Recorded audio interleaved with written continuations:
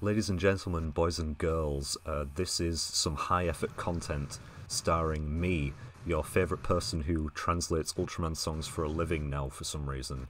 And have a very special episode of me talking to people today, as we have a certain individual who has taken it upon themselves to complete the monolithic task of watching every single piece of Ultraman content starting from the very beginning, which I think if you're not all applauding and standing up right now, you should be.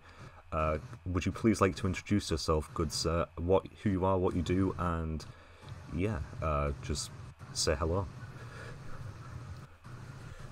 Hey, what's up, everybody? It's me, AniTier, Guild Forever. My channel, you can search up Guild, all in caps, and then Forever. The first letter is capitalized. But some people like to call me AniTier because that was my previous name. But yeah, appreciate you having me here, man. Looking forward to this because I'm not gonna lie, like everything from what I started with Ultra Q and everything I've seen so far related to the Ultra series, it's just been fun. And for me, I'm gonna enjoy what's going to be going on in the 1966 because from what I've seen, it looks pretty fun. Thank you very much. Could you just tell the lovely listeners what you have seen so far from the Ultra series, so they know what your knowledge already is? Oh yeah. So the one that I guess you can say I feel I completed successfully and enjoyed the most was Ultra Q. Very fun, very comedic in certain senses too. I'm starting with the first two episodes right now under my belt for Ultraman 1966.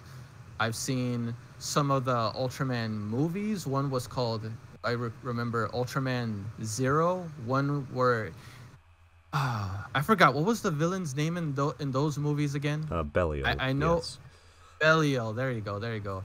I remember it because he had that one name that it was hard for me to pronounce. But I will be completely honest.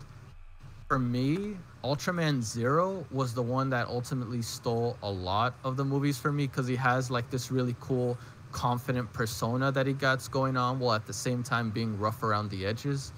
That's what honestly made me see more of the more of the Ultraman movies, especially when after that I saw, I think it was Ultraman Revenge of Belial.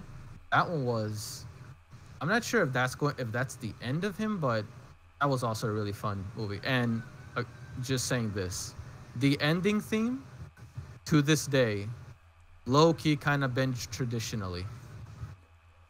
Good old what's it called, Destiny's Door or something like that. Yeah, that's a pretty good Yeah, one. something like that. Yeah, like I'm not gonna lie. Those movies have amazing OSTs. I'm not sure what were the. Oh yeah, I've also seen Ultraman Z. That was technically my very first encounter when it comes to exposing myself to anything related to the series Ultraman. But thanks to I want to say we can consider us friends at this point. Would you say? Yeah, why not? So let's go with that. Yeah. So I'm sorry. I butcher your name a lot, but I'm sorry. No, like, don't worry. The entire point of the username is that anyone can pronounce it any way they want.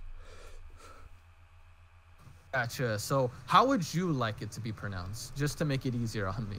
See, that's my stupid little gimmick that I have never once said my username specifically because I want to see how other people say it.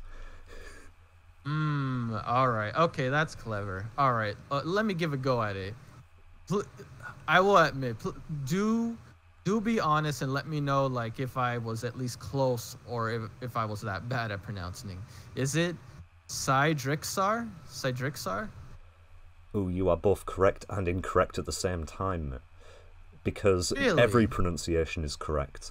It doesn't matter how you pronounce it, but that's not the point. I think, just to be a bit more specific though, just so people are a bit more clear, you've only seen the very first episode of Z, then you decided to go back, correct? Yes. Yeah.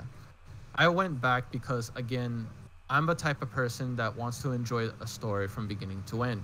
I don't want to miss anything. I don't want to be the one in the group that's talking about a certain topic related to that series, and like, I don't know what you're talking about. But again, more than anything, I've always been a person that appreciates good storytelling, regardless of when it was filmed, when it was done, so on and so forth. I want to enjoy it to the fullest and not miss out a thing, and just have a great experience at the same time.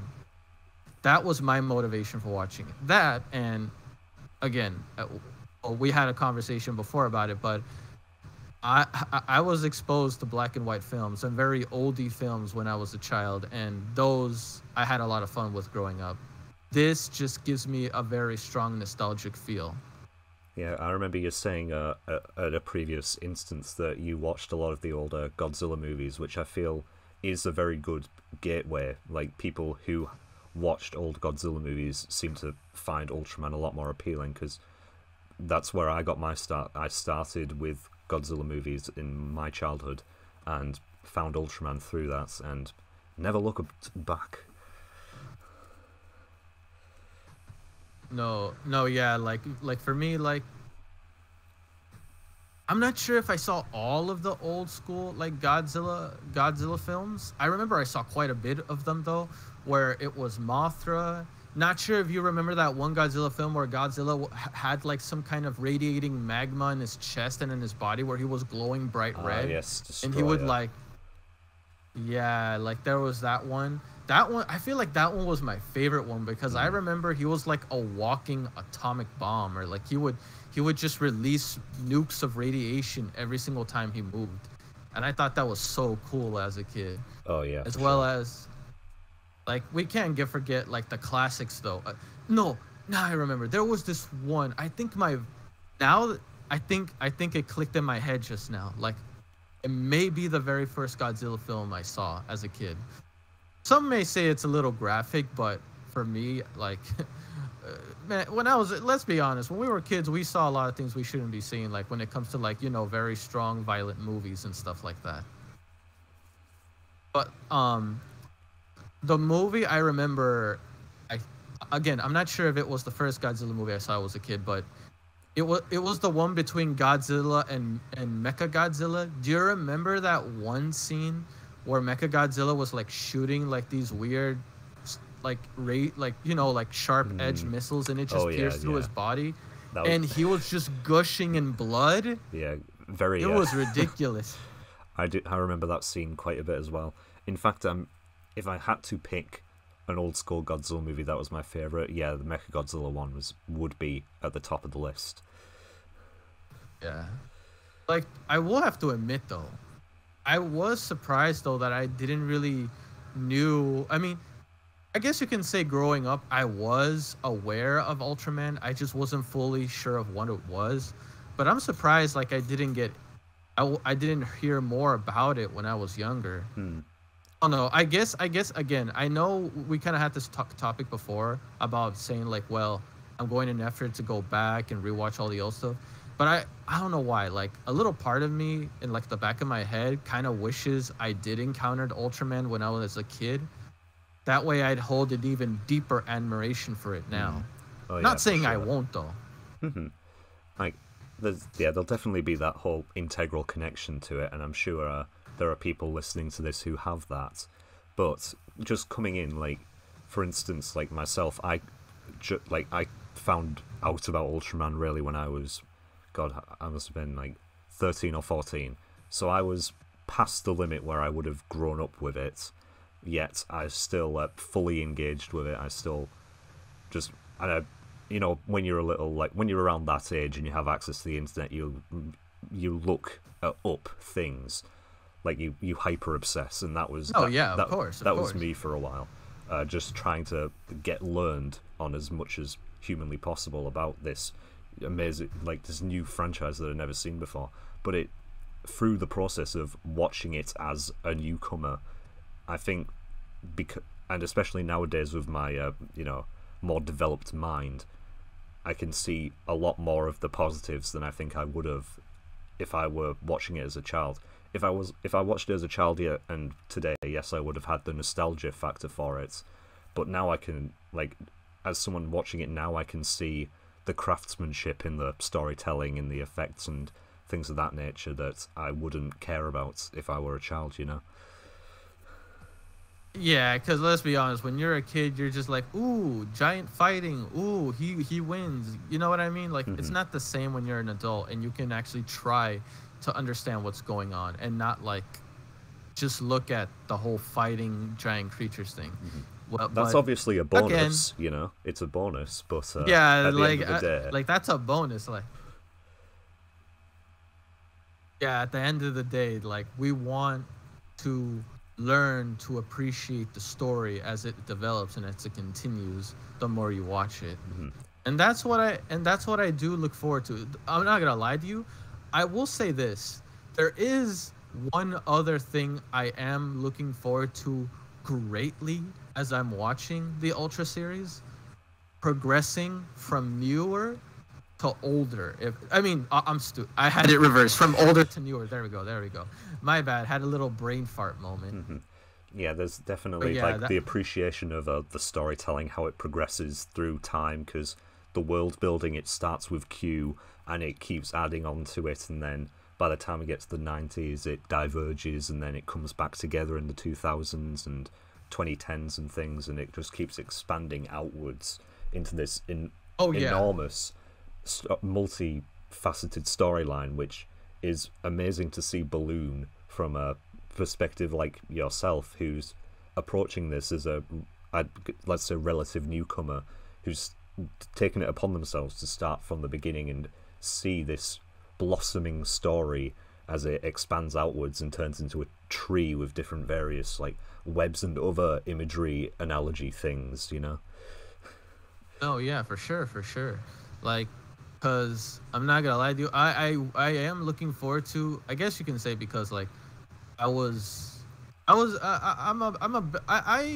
kind of like a lot of my OG, like, you know, early 2000s kind of works. So I'm very interested to seeing how Ultraman is going to be in like the 2000s era, if you know what I'm talking about. Oh, like, yeah.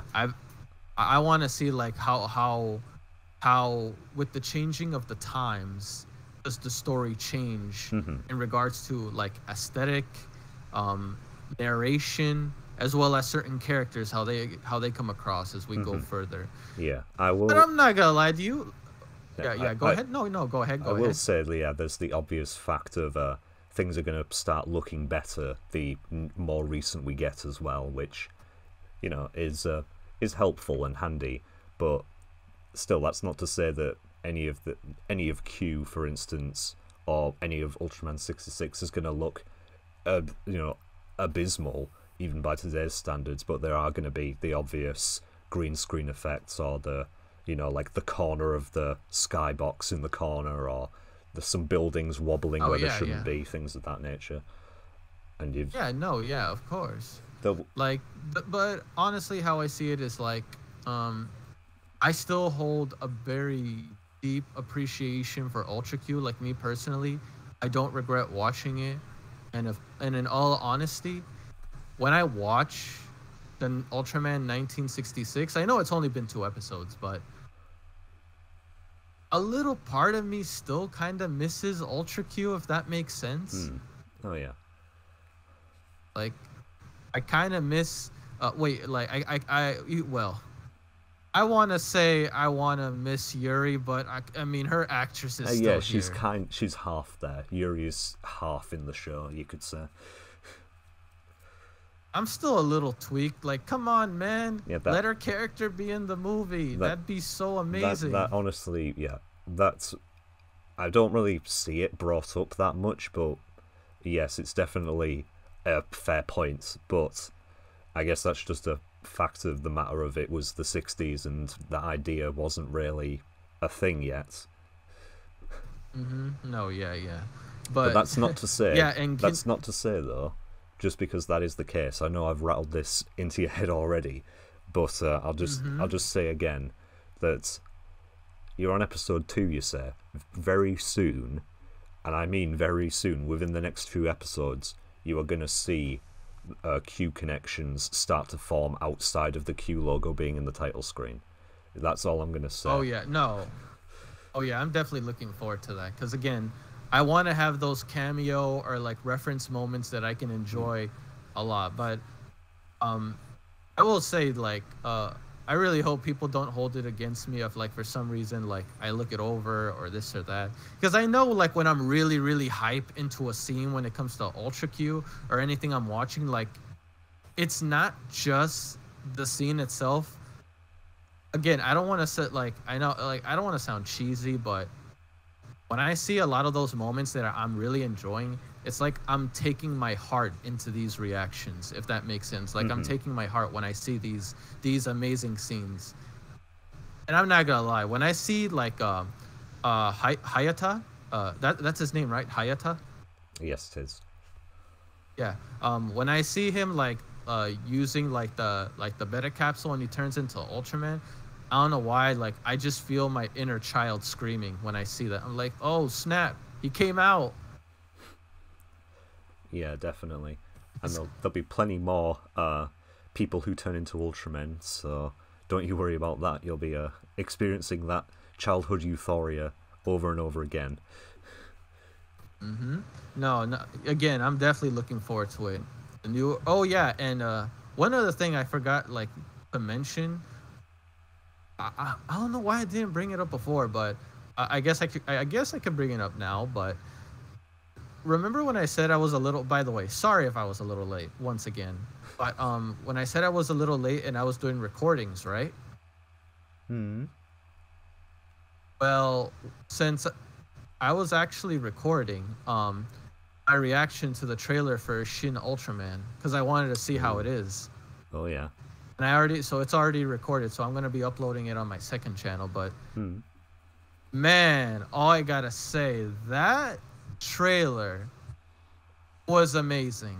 Like, a part of me is like, man, can this come out in the States? I want to see this in the movie theaters.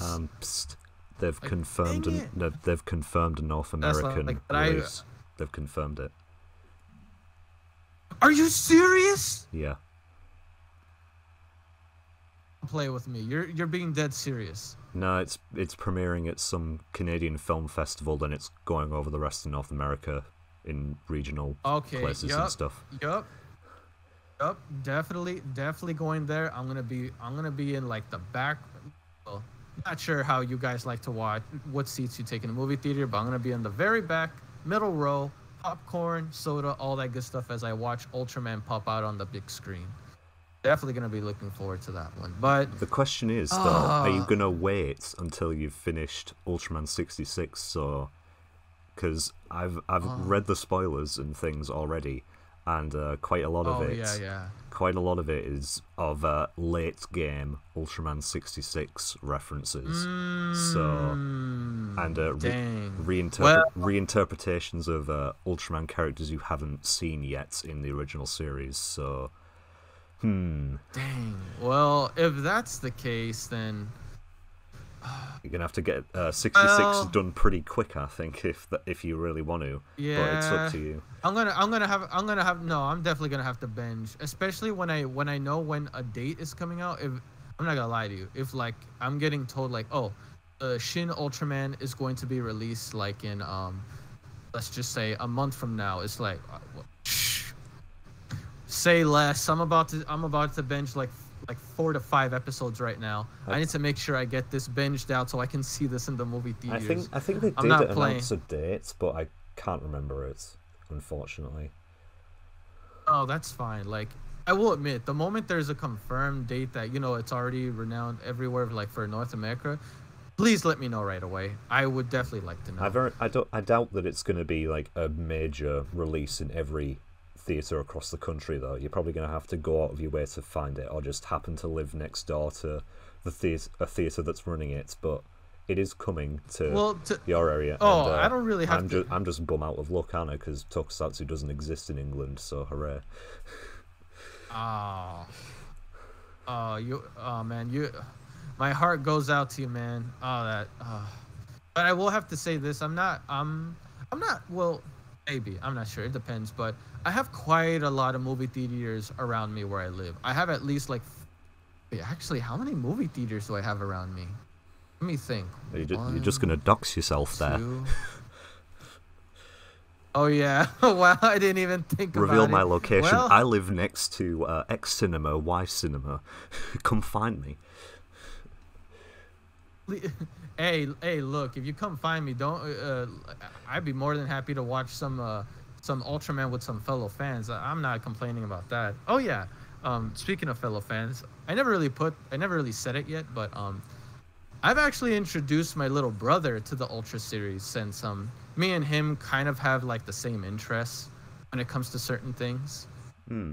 And again, believe it or not, he had the same mindset as me. It's like, man, I'm getting a nostalgic feeling watching this.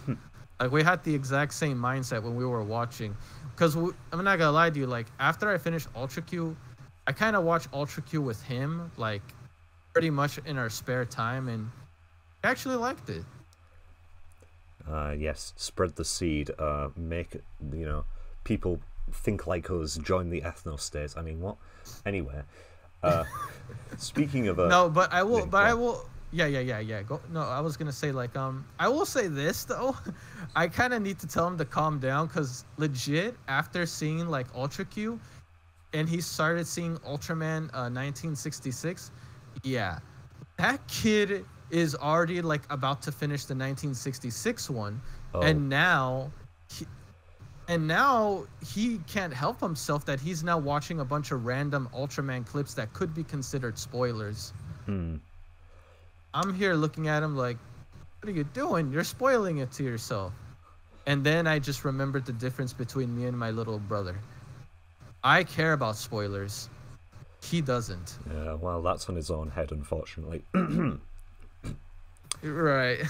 I'm like, well, like, but at the same time, at least he's enjoying it. So I can't really be upset about that. No. So that's a good thing. So that's why when I told him about Shin Ultraman, we even had to, like I said, I didn't know that it was going to be releasing in Northern Americas, but we both said like, man, if that was releasing in theaters, we know we got to see it like day one or at least pre-release. Well, if you are going to do that, though, you're going to have to catch up because he's going to understand Shin Ultraman more than you are at this rate. Yeah, he is. He probably will. Like, I reacted to the trailer of Shin Ultraman, right? Because I really wanted to see it. Of course, there was some things I didn't understand here and there, but it was like a short trailer. It wasn't that much of a big deal. You know what I mean? Yeah. After I was done reacting to the trailer, and then I showed my little brother on it, he was like, "Oh snap! This is..." And then I'm like, "What are you talking about?" I'm just not gonna. My brother literally looked at me as like, "I'm just not gonna say anything." Yeah. I think he knows you well enough to keep his mouth shut. Yeah, no, like he said that after I gave him the look like, and you better shut up. Like I'm not playing. Like put like duct tape your mouth. Like freaking, I don't know. Get out of my room, but don't say a damn thing, please. Like no, like he knows. Like my brother knows. Don't spoil me, or I'll legitimately be upset. But yeah, like I was also gonna go into this. Very curious on your mindset of it, or if you're interested in it. Of course, someone informed me of it. What do you think of that one whole collaborate? I'm not sure. Is it gonna be a movie? You know, with the whole Kamen Rider, Ultraman, Godzilla, and that one. Hey, that is not a movie. That is just for marketing. Are you serious? Yep, that is just for selling merchandise. That's it. That's it. Yeah. So no it's movie. It would be a complete and utter logistical nightmare to try and figure out how to make a movie between Godzilla, Kamen Rider, and Ultraman all in one movie work together.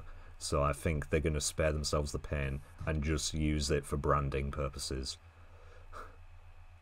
But let's be honest. If that did become a movie, we would definitely watch it.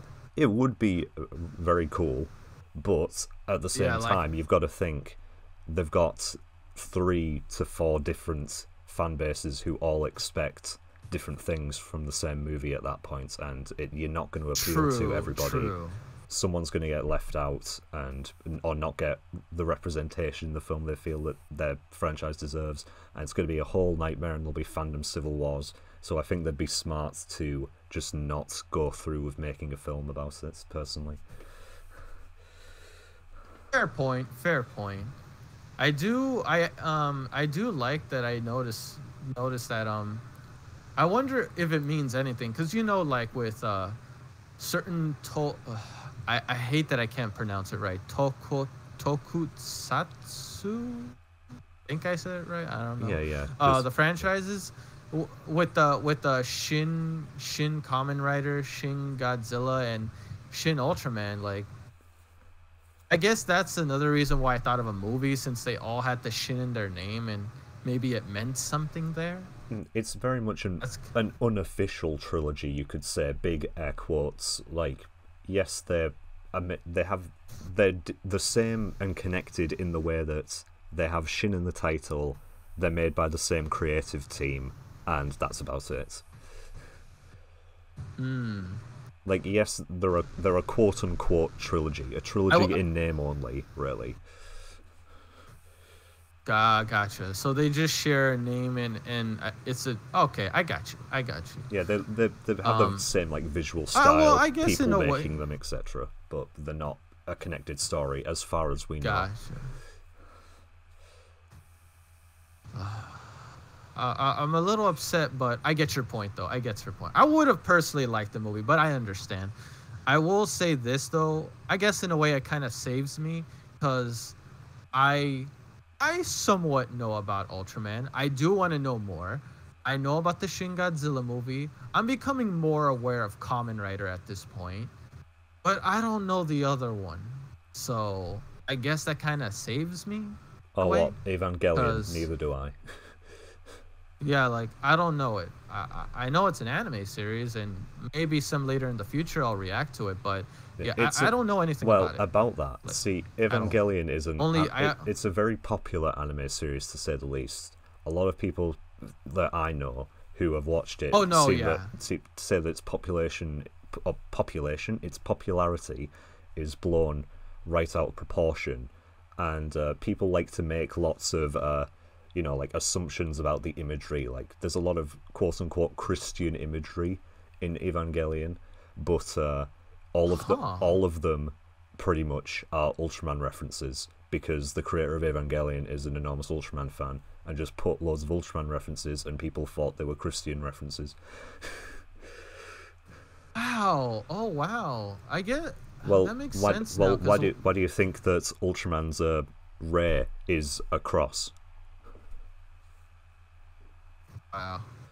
But that's a topic for another day, when I meant to talk about Ultraman, because we're nearly half an hour into this recording and haven't actually talked about Ultra Q yet. Oh yeah, go ahead. No, yo. Right. So yeah, apologies for the clickbaity title, everybody. But anyway. I mean, we did have some good Ultraman bits here and there, so it's not really. But we'll save proper talk on it for if we do a future discussion once you've finished 66. Perhaps even compare it. No, yeah, for sure. Perhaps even compare it to Shin Ultraman once we've both seen it, for instance. But anyway, for now, let us digress and go back onto the main points of talking about Ultra Q. So just first and foremost, if you have any questions about it, what did you think about the series? What did you like? What did you not like? Things like that. For me, what I enjoy is how much the possibilities expand in that world when it comes to the creatures, the kaijus, and like the theme of them, what they are, how they came to be. But at the same time, more than anything, Ultra Q piqued my curiosity a lot. Like, I want to know if, since you mentioned that Ultra Q will have references in later Ultraman series, I want to know if that will speak on the origin of some of these creatures, and how they came to be, more or less on the planets they come from, especially like the ones that come from orbit. I'm not gonna lie to you, I just can't get over the again is I find it hilarious, but you know that one giant like kaiju in Ultra Q, the one with the derpy face that I keep saying all the time. I keep Oh, forgetting oh its yeah, name. yeah. They never mention its name. The very weird designed one with like the skeletal hands and the like weird stubby legs and like the red back or whatever it's called, Garamon. I don't believe that they No, ever mentioned the no, name of that character in the show. that thing is funny. That thing is funny. I remember I first saw him like, bro, that face is hilarious. Well, Like, for would you be surprised if I told you that Garamon is kind of one of the faces of Ultra Q nowadays in terms of its marketing in the modern day? that is what I'm sorry, you got cut off for a split second. I'm sorry. No, What was that? the Garamon creatures are one of the Yeah, yeah. faces of Ultra Q's marketing in nowadays. I mean, I mean, he looks kind of funny and entertaining. I'm not gonna lie. I wouldn't be surprised if they did, but I will have to say though, like going back to Ultra Q as a whole, I just honestly really enjoy the group of. I keep forgetting is June, right? The pilot. His Yeah, name yeah. is June. Hmm. June, Yuri, and I just want to say June's little I guess a little helper in a Yeah, way. good old Even Ipe, though yeah. in my yeah, Ipe. Even though let's be honest, well, my opinion, it was already set in stone by the end of the series, but Ipe was just trying to see if he can get something going with Yuri, and that didn't go into his favor. I thought that Nah. was funny, especially in the end when he got ditched in like Yeah, the yeah, for last sure. few episodes. I thought that was like Ipe. It It's does. It does it's make set me. in stone at this. It does make me a little, a little sad that Ipe was only in the last episode of the show for about 10 seconds, and his entire screen time is just getting left behind by the other two characters. You know. Wow, you know what? I didn't even think about it till you actually said it. You're right. It wasn't. Wow, only 10 seconds. It's like, all right, man, you met your runtime. You're done. You can leave for the day. I'm like, wow. It's a shame mean, too look. because like obviously Ultra Q was a very episodic show. Like each episode was Yeah, yeah. pretty much its own individual story, but you still had those three pillars, those characters who tied everything together, and to see them, like sort of break that bond in a way at the very end of the series is kind of bittersweet. Yeah, yeah. It kind of it was kind of because that group was pretty much the driving force and kind of like for me it was the thing I look forward to the most when it comes to this series. It was the characters and how they interacted to each calamity that came forth and how they and what they had to do to stop it. But in a way, yes, it was very episodic, but all those episodic characters gave these characters growth. Because And then at the very end, there seems to be a misconception usually, like especially from like contemporary audiences, that because a show is episodic, that makes it bad. When that's just not the case. It doesn't matter no. that a show's episodic if it's still written well. You know. Yeah, like as long as they're enjoyable for the most part as you saw it. Like me personally, I still think back on that one balloon floating episode, you know? Yeah, yeah. The one that went to the sun at the end. I don't know why. It's just the big how it was set up and built upon to the very end. It felt like a very solid, clean, and just enjoyable episode in and of itself. Oh, yeah, is that still your favorite episode then? By the way. That's actually I want to say that I want to say that I want to say it's either that one or my other favorite episode was which was the other one. And I really I'm only thinking about the other one because like it's I feel like it'd be good for like a Friday night horror fest. You know, can you tell which one I'm meaning? Oh, good old was it Baron Spider? Yeah, there you Yeah, go, that's that it. one. Baron Spider is definitely my favorite episode of Ultra Q. because of how tense it is, how much it feels like a horror movie, just set, and Yeah, like how they're able to accomplish that. And it looks, I'll tell you this, it looks so much better if you watch it in black and white. Which I can imagine. Which I can I imagine. was kind of peeved off at, because about 2 weeks ago, because you finished the series, like, God, it must have been like a month or so ago now, but about 2 weeks ago, I found the entire series subtitled in black and white as well as in colour, and it had just been uploaded 2 weeks ago, and I wish you could have seen it black and white, to be honest. Not out of just like, oh, it's more original, but it just looks nicer and, you know, hides some of the imperfections, because obviously you may have caught on when you were watching the show yourself, but it looked pretty dark a lot of the time, because there were it was the colorization process of, you know, like painting brown over black film, you know, like black shading on film, Yeah, or like painting yellow onto already like it kind of clean white that was on the black and white film, you know. It looked all right, but it doesn't look like it was done the best, because they literally painted over every single frame, kind of like how they used to do like a long time ago when they were colorizing black and white films. No, yeah, like I did notice it. I will admit I did. Of course, I'm sure you can tell, like, for those that see my reactions, yeah, it's all on YouTube, but it didn't take away the enjoyment of the show for me, because overall it was still fun to see. But since you told me that, I'm not gonna lie to you, on Halloween, I may have to see just the black and white episode of that the black and white spider episode, just for fun. I'll be like, hey, let's just watch this to get freaked out on, like, the month of Halloween. Yeah. I just really like Baron Spider, like, a lot. Some of my other personal favorite episodes were the Little People ones, the 1/8 Project, where Yuri gets smaller because of just. I know that there was like, oh, she woke up and it was all a dream, but was it all a dream though?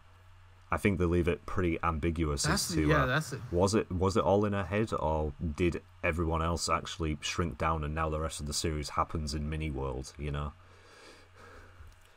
I actually do like how Ultra Q does that. Sometimes in certain episodes they do like to keep it ambiguous, to keep the readers watchers guessing, and I do appreciate that, because it kind of dives into a realm where you can come up with your own theories or look at it from different perspectives that, I don't know, it makes it more enjoyable. Sometimes you don't have to have like a solid surface value, if that makes sense, answer. You don't need to have it like all spelled out for you. Like, you can get your own gists. Yeah, definitely some of the episodes fall into that whole like 1960s film and television trapping of and then in the last minute of the runtime everything's magically fixed kind of thing, which was very prevalent especially in movies during the 50s and 60s because of censorship laws and things like that.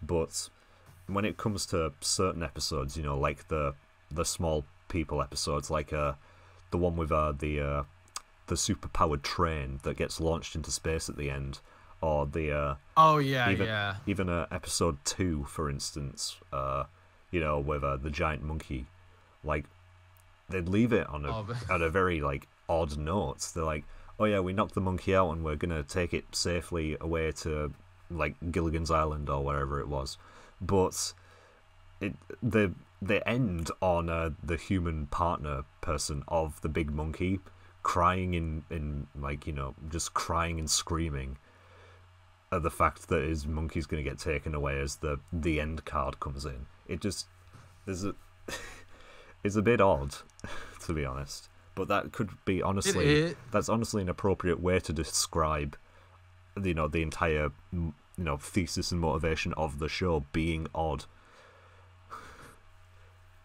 I mean, the series is called Ultra Q. Like, I question this. Like, you question this sometimes, or you question certain situations. But that's how I see it what gives the show its charm, if that makes sense. Like, I like that aspect of the series. I I think like how it just keeps me guessing. that title coincidence, though, is very much so more a coincidence, because Ultra Q was not meant to be the initial title of the show, and there is a very, very strange origin of that name, wherein Really? in the old planning stages when the show was being made, first off, it wasn't even meant to be a show with giant monsters in it, but Eiji Tsuburaya was pressured by the television networks into including more in the episodes. A lot of people consider Ultra Q the quote Japanese Twilight Zone, which I think would have been a lot more apt if it hadn't had included so many monsters in it. But anyway, no, the original title. I see that. I can kind of see that, honestly. Yeah, the original title of Ultra Q, though, was called Unbalance, reflecting the state of the world in the show being unbalanced. You might remember, like, there was some times at the start of episodes in the pre-credit scene where the narrator described the world as being in an unbalanced zone, which is where that would have come in from. But the name Unbalance would go on to be used in a non-Ultraman Tsuburaya show in the late 70s, but whatever. Tsuburaya likes repurposing their old ideas that didn't actually get used. But where Ultra Q came in was a very, let's say, interesting origin, in which has its roots at the Tokyo Olympics, if you can believe it or not. Huh. Oh, wow, really? Yeah, the original, 60s Tokyo Olympics, where a Japanese gymnast was doing very well at the events, and he coined his technique the Ultra C, and because of that, the phrase Ultra became very trendy in Japan in the mid-60s. So that's where the Ultra part came for it. So that's where the name came from. Yeah, and then the Q was added in there because it sounds different from Ultra C and goes to represent the English word question.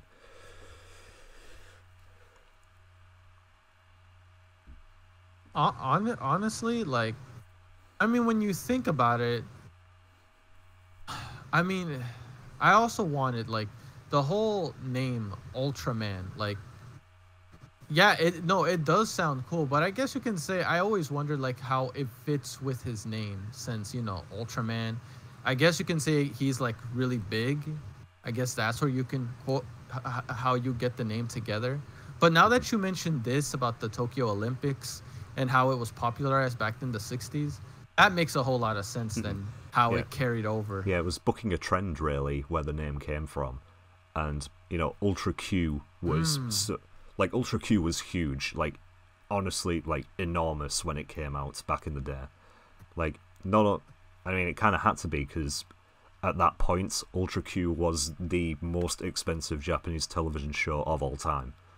And, expensive? What do you mean? What do you mean, like, production-wise? Yeah, it was the single show that cost the most to make up to that point in Japanese television history. And wow. It just so happened to be overtaken by the original Ultraman the very same year. But anyway, in terms of production costs. But, where was I going with this? Oh, yeah, Ultra Q was enormous. Like, it was... I won't say everywhere, but it was like very much water cooler moment kind of television, where you'd go into work the next day and everyone would be round the office saying, "Hey, did you see last night's episode of Ultra Q?" Like, it was big, very big. I actually, that makes me feel even better. I mean, regardless, like me, I like a series, whether it's doing popular or not. That's irrelevant to me. I'm not saying, like, oh, like, I don't bandwagon or this or that, like, but me personally, I like what I like based on story, characters, and just overall the generalist, the whole general, like, how the show is, basically how the show is. Whether it's popular or not doesn't matter. Like, I get my enjoyment out of how well it's being narrated from beginning to end. Yeah. And for me, again, it was that nostalgic factor. But the three group characters is honestly what carried the show for me. Like, the more I think about it, the giant monster, those were bonuses. But June, Ippei, and Yuri, they were just very well crafted characters in my personal opinion. Yeah, I think you'll be happy to know as well that all three of their actors are still alive. Really? They're alive? Yeah. Oh, wow. Good old Kenji Sahara, who played June, turned 90 a couple weeks ago. Man, is he? Are they still like at least somewhat mentioned or like involved in any of the Ultra series to this date? That would be telling if I were to say anything. Oh yeah. You're right. But they, I guess you could do, say I'll they do, find out. They do appear like in public events and stuff still. That's dope. Dang it. It makes and, me wish, like, man, if there's like an Ultraman panel, can I see them? Because like I just saw your series, man, and I just gotta say, you three were amazing. Well, just if I could, just gotta say, Yuri's actress has a Twitter, so you could try and find her on there. Actually, yeah, wow, she has a Twitter. I'm linking that, like, after this. Yeah, sure, if I can find it. Anyway, but on the topic of going back to characters, though, what was your, if you have any opinions at all, on some of the more auxiliary characters, like the professor with the crazy Colonel Sanders mustache and things, or Yuri's boss and stuff? I know they weren't exactly much of a presence, but you know, they were important and contributed, I still feel. No. I feel like they did do well in regards to like how they addressed the situation and how they aided the main three on how to overcome it. They were good, I guess you could say, guides and overall good resources to like how informative they can be, like, you know, creatures, their biology, how they acted, what they could do to stop them. I enjoyed how they acted as I guess you could say, a good leaders for the situation at hand. Whenever something horrible happened, like a kaiju came down, or I'm not gonna lie to you, like I remember one of the Ultra Q episodes that was kind of weird, like it was kind of freaky to me. Do you remember that one Ultra Q episode where Yuri was hallucinating, and she was at that one theme park? Yes. It was. Yeah, I think it was a night. It was during nighttime. Mm-hmm. Yeah. I don't know and I think it was one of the. Was that one of the only creatures that had a very disturbing laugh I think they had like a very disturbing laugh to me. Yes. I remember. I'm like, I did not expect that. What, like, it kind of gave like a psychological, like, uncomfortable feeling. Mm-hmm. Yeah, that episode but it intrigued me in a way. That episode has gone down to be very iconic and one of the more higher rated episodes of the series. And in fact, I think that episode in particular is definitely in my top 10. But I think for me, it has the best effects out of the entire show. That episode, like right from the get-go, when the people start disappearing, and straight away you see that person on the diving board jump off, and as he's falling down, he disappears. The fact that they were able to do that, it still looks really good even today. And the fact it was done like 55 years ago, it blows my mind.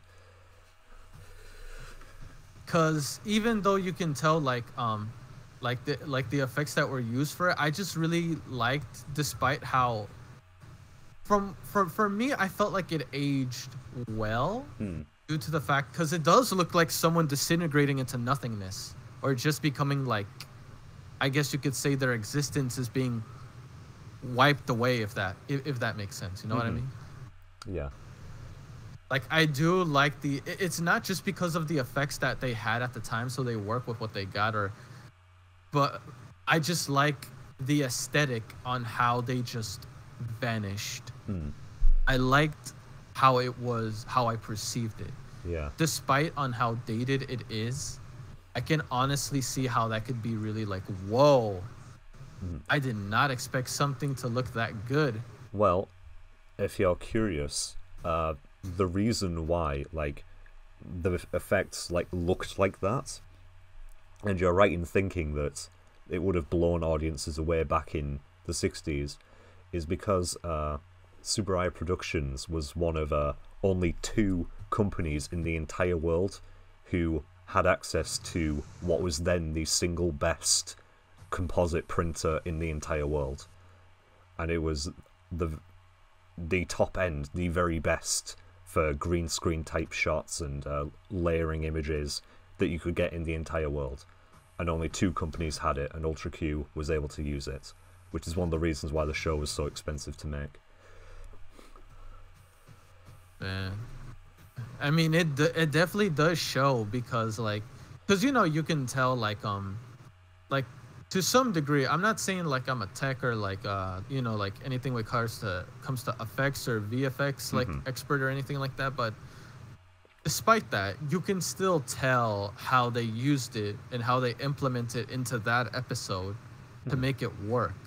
Well, there's certain other examples throughout the series where the quality varies in terms of, you know, green screen shots, as it were, because some of them look fucking terrible, but some of them look very, very convincing. Like, I'm surprised they were able to pull some of them off.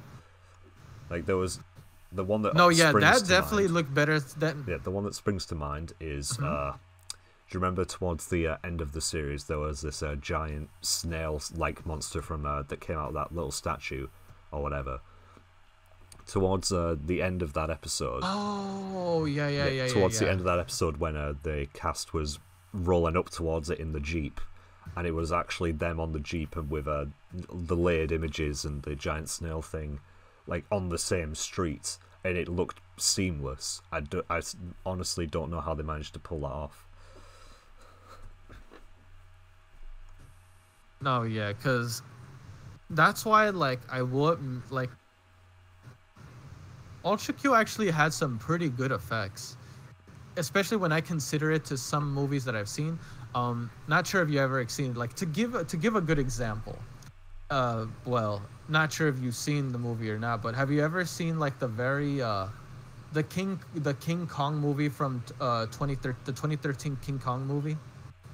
2013? There wasn't a King Kong movie in 2013, was there? Yeah, like there was one. It wasn't that. It was with It was with the actor Jack Black in it. That was 2005. What are you on about? That was 2005. Yeah. Sure. I mean, wow. I guess I must have, because I don't know. For me, I guess I say the effects weren't that bad, but now that I think about it, effects were pretty bad. Because I remember there was, but you remember seeing the film, right? Yeah. Do you remember that one scene, right, when Kong was fighting against like this dinosaur? I forgot what kind of dinosaur it was, but it was this dinosaur, right? When they were fighting, they were like running from all the stomping and the rubble and debris that was going out about. You can just easily see like the green screen or like the background because of where his feet landed, the steps. It kind of looked like his steps were overlapping on certain scenes. It, like, for example, that to me, maybe at the time I did like it, but right now, there's things like that that can definitely take you out of the experience. Yeah, because since you mentioned it was that far back, I was a kid, so you know kids are easily impressionable. You know how it is, right? Yeah, definitely. So, but I remember like a few years back, I want to say like maybe 2016. One time, like, I saw it just for the heck of it. I just wanted to see it, just like, why not? Because I guess I was in the mood for like giant kaijus or whatnot. If you can't tell, like, I really like my giant kaijus or anything related to like giant battles or whatnot. So I saw it and I remember thinking like I was able to figure out a lot of the like green screen and certain things that should supposed to be seamless just look horribly bad. But when I compare it to Ultra Q, they really made it look good. Like, for me, I really did enjoy the whole disappearing scene when Yuri was going through that crazy episode where people just kept disappearing one after another. I really liked how it looked. Yeah. As well as like the snail one that you mentioned. Well, I'm not sure. Like, yeah. Go ahead. I was going to say, speaking of just effects in general, was there any particular creature or alien that took your fancy as your favourite? Or least favourite, even? I could give both. Since we're on that topic, I can give both. I guess we can start with, since I'm not sure if you're the same, but I'm the type of person that likes to save the best for last, if you know what I mean. So, I guess I can say my least favorite. My least favorite creature for me personally, I would have to say would have to be like the Kraken octopus looking one. Remember the one where like that one guy was stranded on the island? Yeah, that was pretty boring.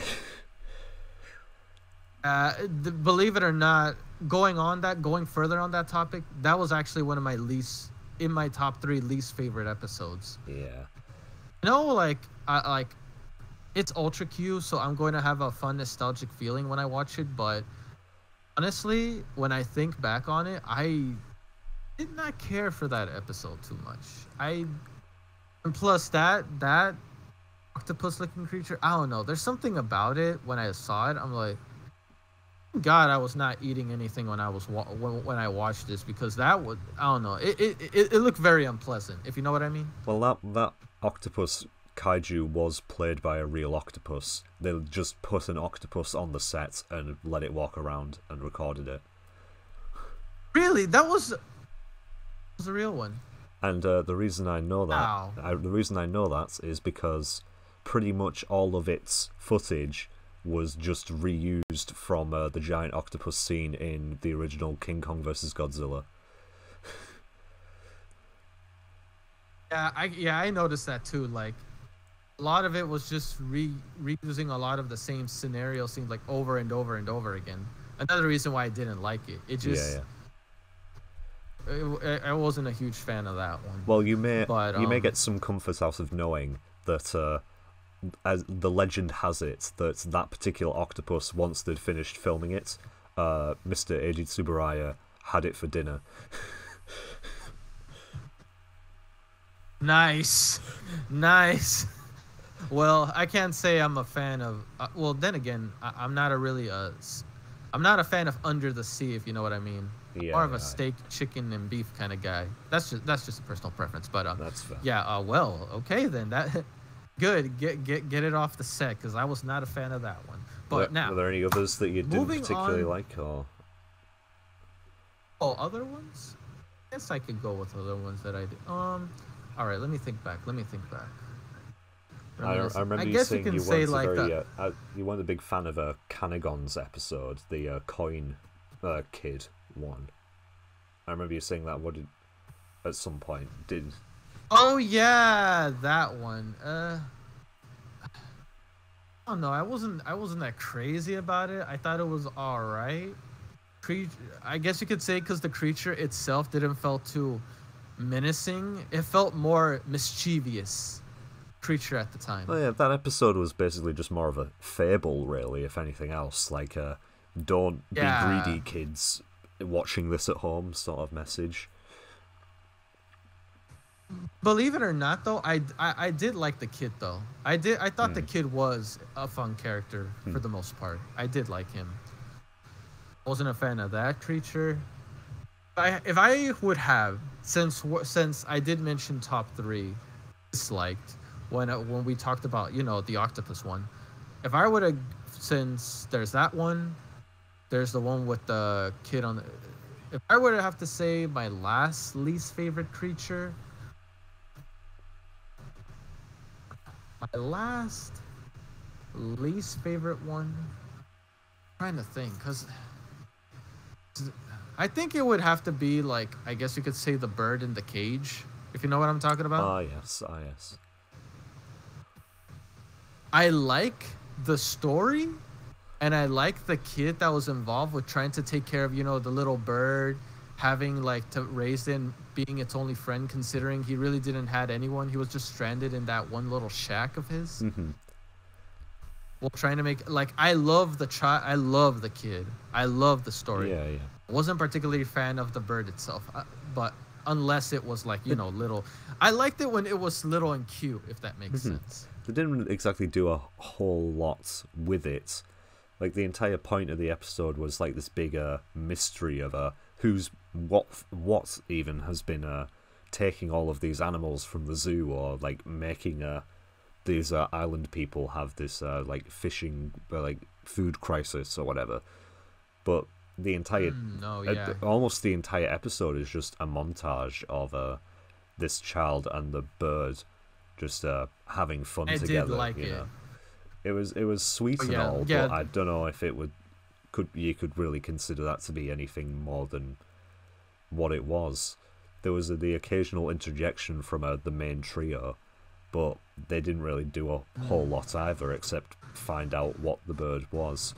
And then when you actually see it, it was just the same as the bird from episode 1, you know, little Litra.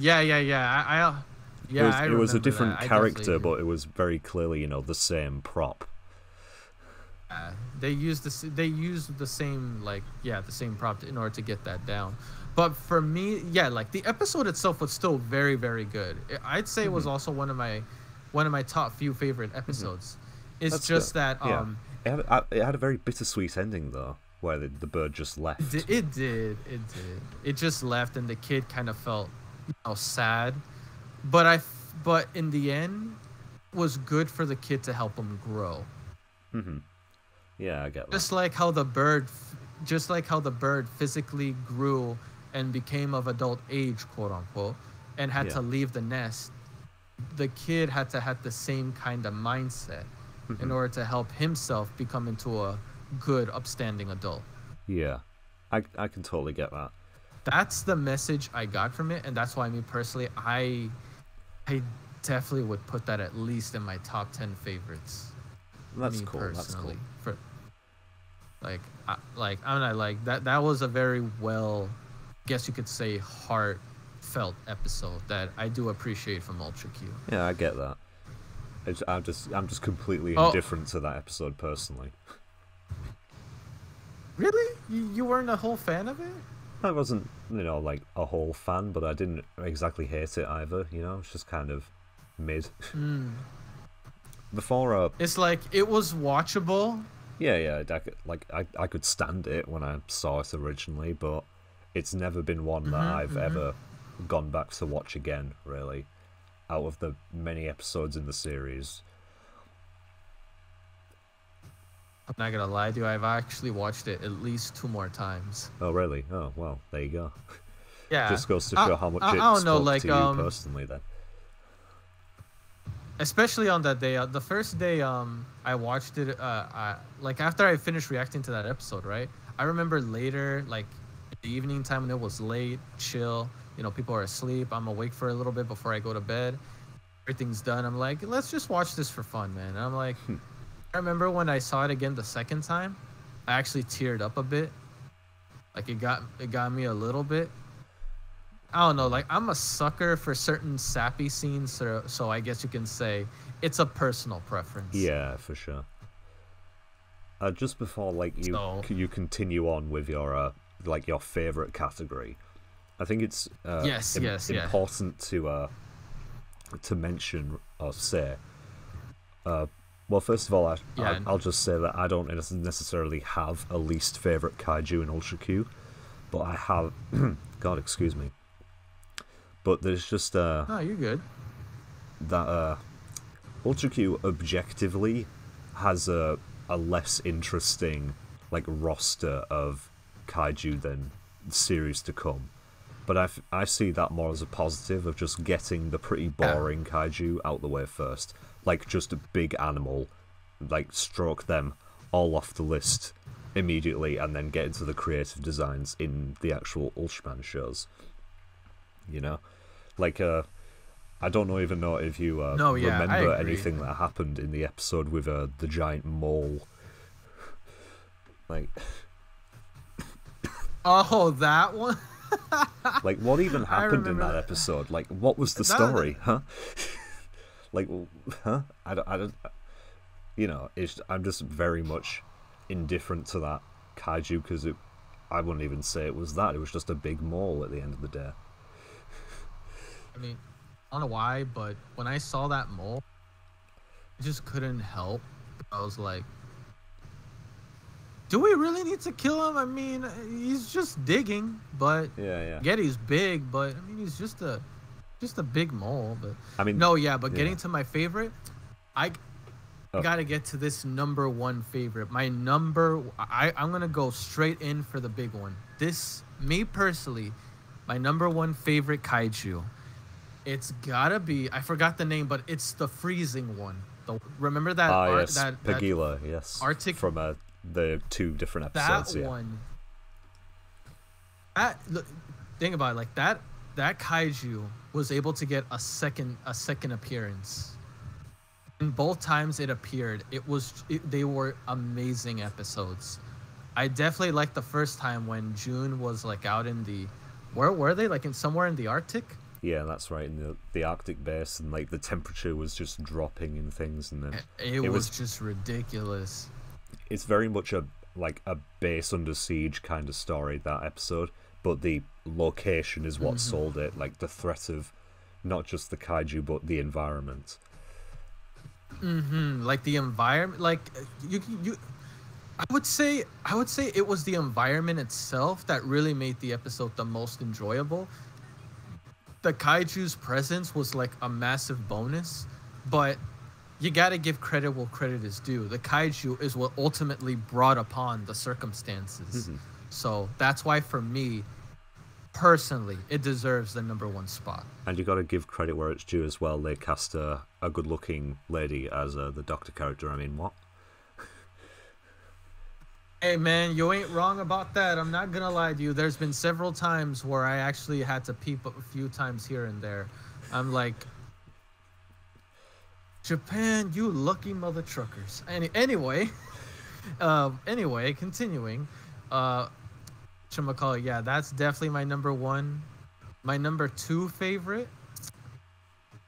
Man, I'm really have to collide on this one, because it's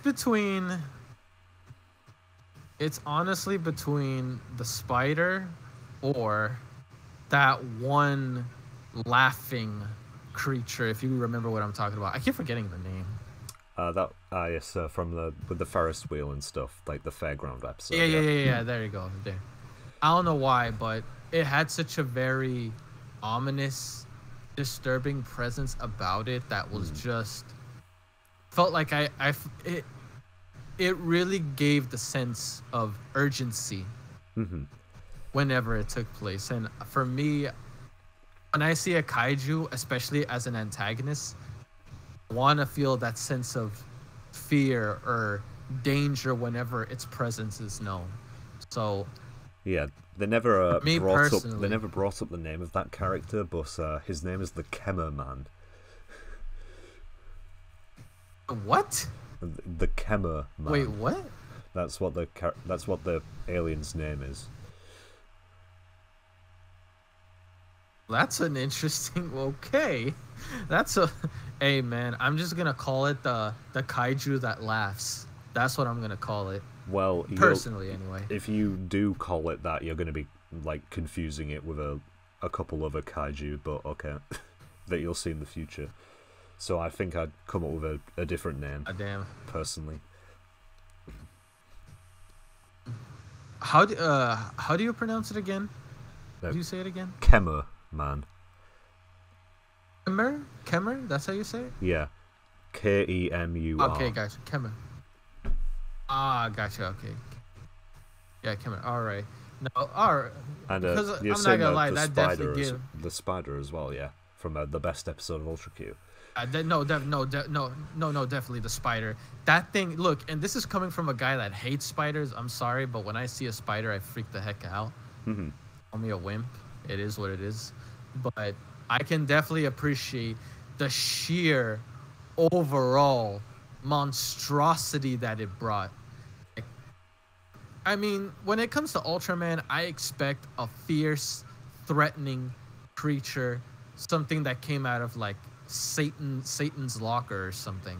So when I see that, I'm like, now we're talking some presence. Like, I need to feel like a real something to be feared, if that makes sense. Yeah, for sure.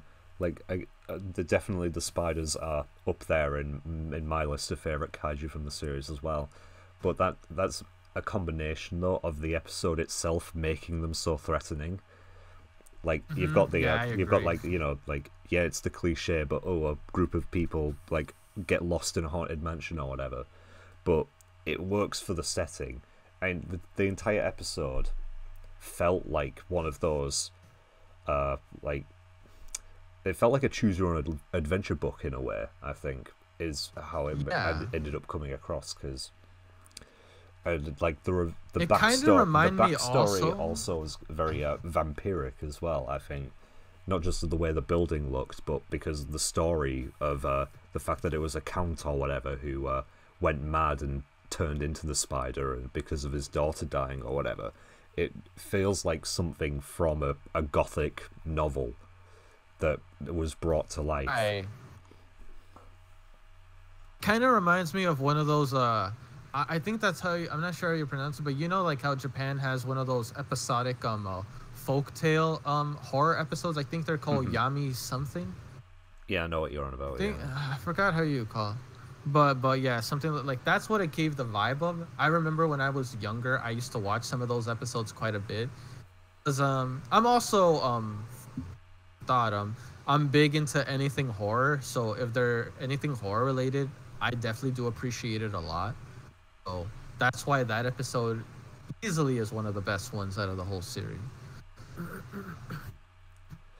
And I guess you can say that's the reason why I really do enjoy Ultra Q in a way. Doesn't it feel, yes, you can kind of say like, with the balance or whatnot, but doesn't it give a sense of like suspense or horror added to the mix?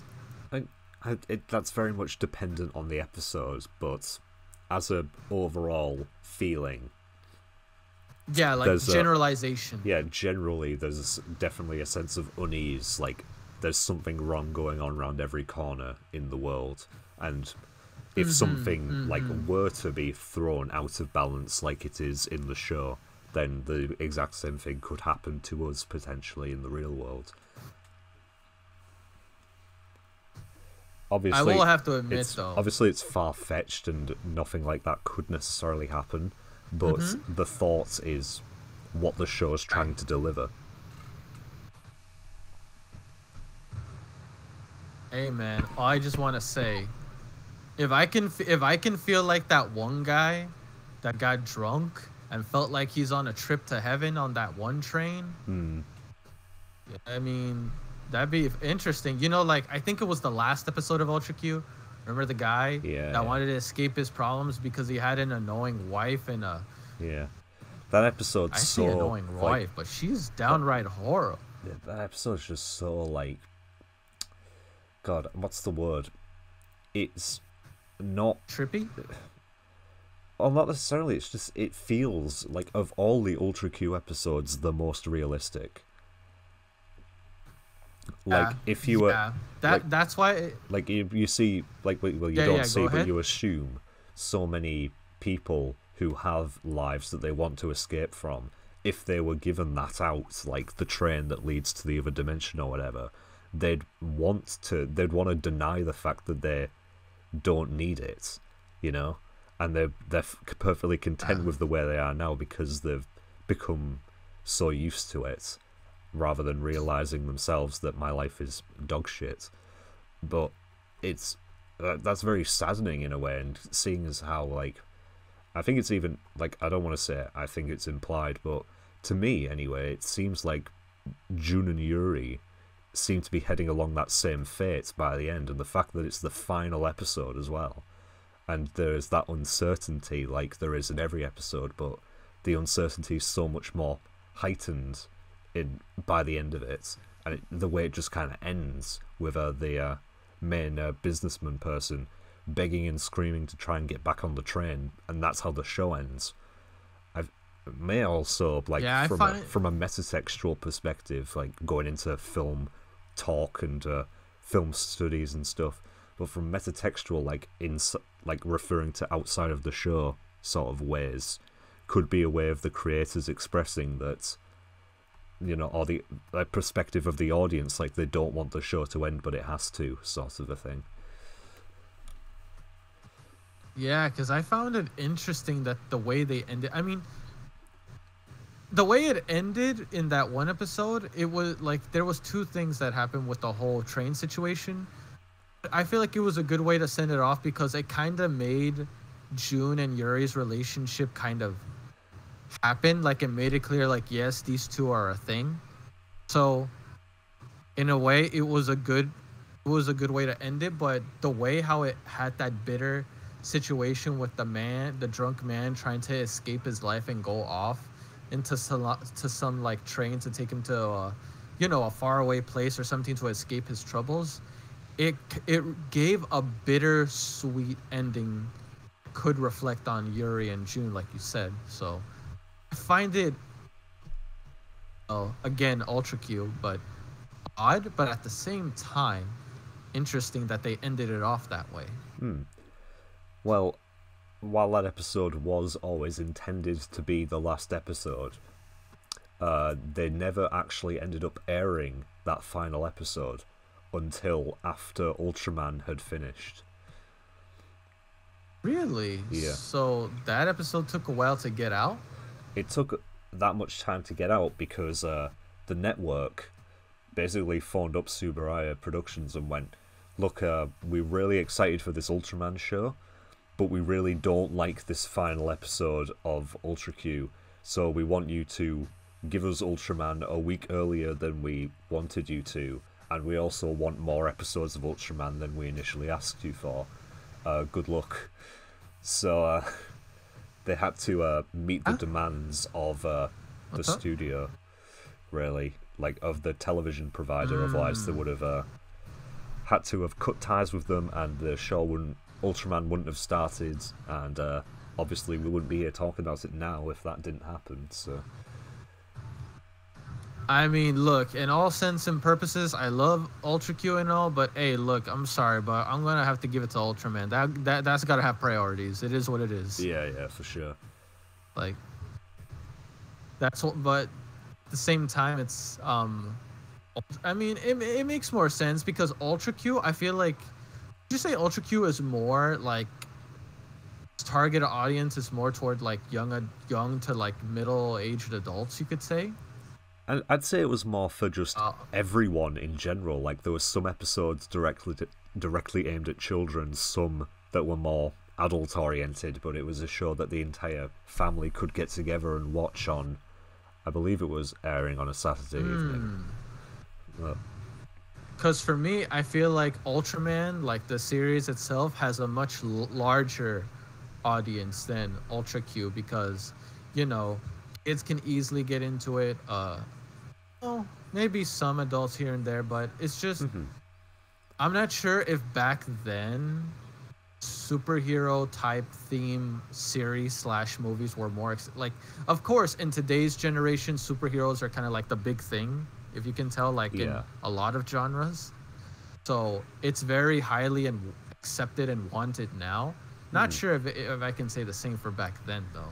Well, especially like in Japan at the time, like before Ultraman, there was like Tokusatsu Kamen Rider style heroes dating back to like the 1940s, and like the very first. Wow, 1940s. Yeah, like the very first Tokusatsu hero ever made, like officially quote unquote, was called Moonshine Mask or Gekko Kamen, and he was essentially just a Batman style figure who was Just this person Really? who, in a white Huh. bodysuit and a white cape with a white turban and some sunglasses and a face mask, just going around on his motorcycle, Hey, man. fighting terrorists and stuff like that, stuff of that nature. All But I gotta say is that if you got a cape, you're doing something right. Yeah. I have the cape. and that show that show Gekko Kamen, not only was it the first, but it was also the longest running tokusatsu show in history, and lasted over 140 Wait. episodes. Ow. And the only reason, So what date did it finish? like the only reason it stopped making episodes is because a child died imitating a stunt on the show. Otherwise, it would have gone on for seemingly forever. Oh, dang. Well, died or That's got very seriously unfortunate injured. for I the think. child. Died or got seriously injured. One of the two, but either way, it got the show. But some, axed. but something happened to the child, and that's what made them like, okay, that's it, cut. We're Yeah, not doing this no yeah. more. That's unfortunate. It could have been one of the big ones, maybe like the Ultraman, Kamen Rider, as well. Dude, yeah, I would say like Super Sentai is decent. It's decently high up there too. Yeah. Like it's So- that's your trifecta really But- of big tokusatsu franchises. I mean, Yeah. Sentai's on the lower end of the spectrum, but like that shit's been going on for like 46 Yeah. years in a row with little to no breaks in between. So it's like there's gonna get some fatigue from that eventually. Yeah. But anyway, continuing on the with main that. point that I was trying to make was superheroes Mm-hmm. were like a thing, like tokusatsu heroes were a thing in general, like Kamen Rider style heroes. But Ultraman was very much the archetypal giant hero sort of thing. But it's not like superheroes were an alien concept at the time. To be honest, the whole aesthetic of alien heroes just comes off as a bit, I don't know, for me, cooler in a sense. Like I like the whole mask heroes, which is Super Sentai, Kamen Rider, but something about an alien hero like coming from space and basically becoming a giant, like, you know, a giant alien warrior to fight all these giant creatures. I don't know, something about that whole aesthetic just comes off as really cool.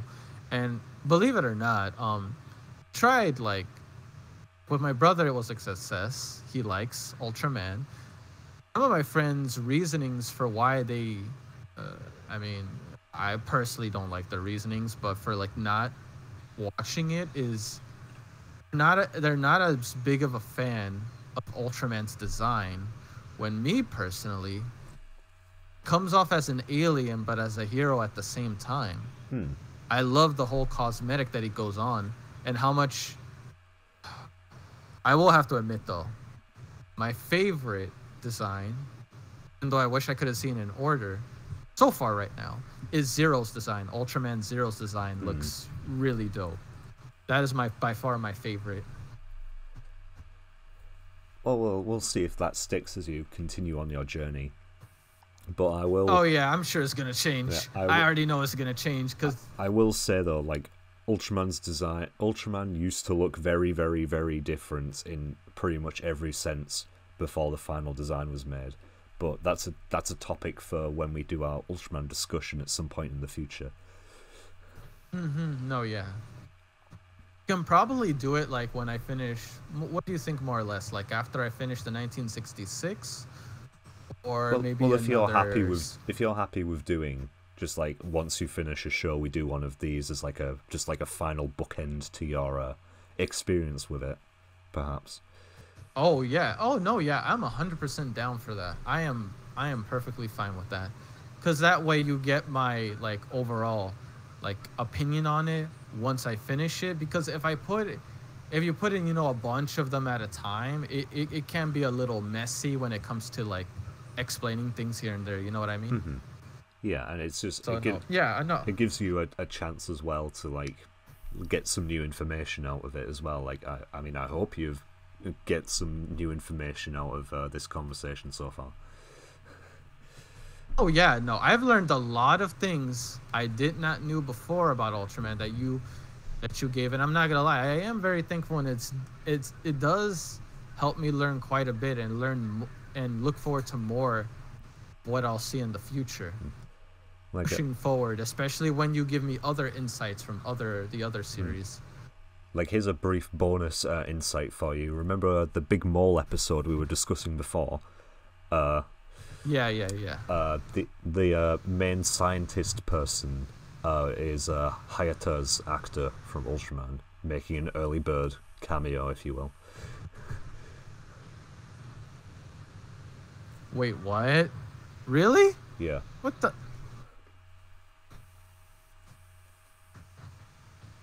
Oh wow. Okay. What? Okay, so that. Okay, well that's interesting. Okay then. I will like to say though, guarding that scientist, I'm guessing like, I'm not speaking for his actor, but does his character continue into the Ultraman series? Wait, no, I don't know. Wait.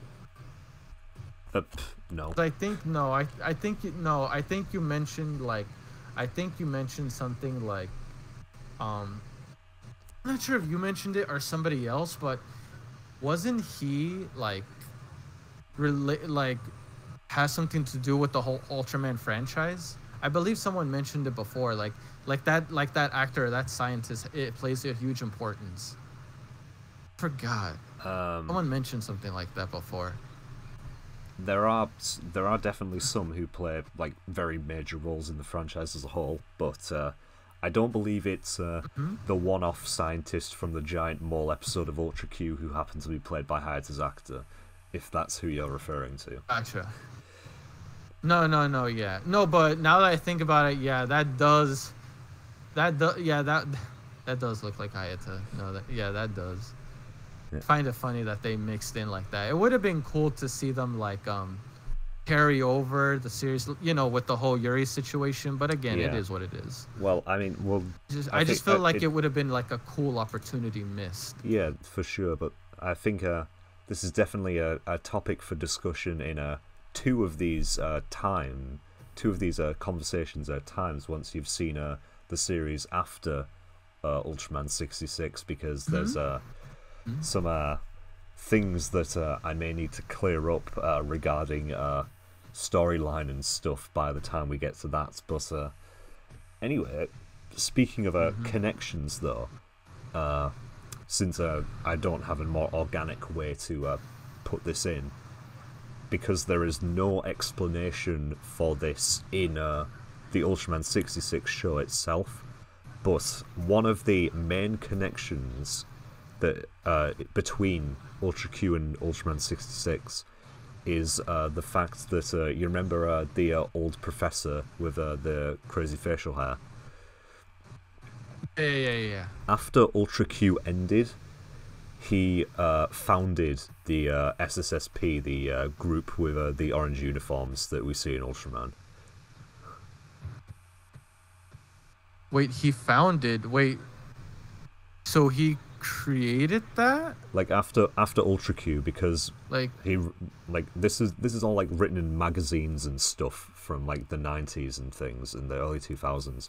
But after Ultra Q ended, the professor decided enough was enough and formed with the government to create a special task force to combat the threats by having special trained officers, and that became the SSSP in Ultraman. oh, so that's also that's the connection between Ultra Q and the Ultraman 19. Oh wow, that's pretty dope. That is one of the connections between the two. There are more, but that's one of the ones that isn't actually explained in the series. I mean, so the doc was right. Mm-hmm. Everything that happened. Yeah. Yeah. But there's an in-between sort of piece of media that happens between Ultra Q and Ultraman that I don't know if I want to tell you about here or would be better to tell you about in the Ultraman discussion. So, but I think I'll save it for then. Honestly, yeah. Let's save it for like another time. Yeah, it's not like something you can watch or anything. But... it's not even something you can read. Wait, so you can't watch it? It's well, I'll tell you what it is. There is a video game that came out in the 90s that fills in the gap between Ultra Q and Ultraman, but I won't tell you any more than that for now. Wow. All right, we'll get to that point. But video game. Wait, how old is this game? Well, it don't matter. When we get to that point, you'll tell me, and I'll look it up. Yeah. I don't know, but actually, speaking of video games, I wonder if it'd be cool to have an Ultraman game, especially during today's times. I wonder if there's any really. There have been quite a few Ultraman games. Not gonna lie, none of them have seen releases outside Japan, of course. But yeah. Unfortunately, there's no Ultra Q game. But there is. That'd be a fun, interesting one. It'd be funny, but interesting to play at the same time. It'd be more like a mystery, wouldn't it? Like a mystery game. You'd think so, wouldn't you? Like, I'd imagine it's sort of like one of those like point-and-click adventure games, sort of thing. That's what I'm thinking.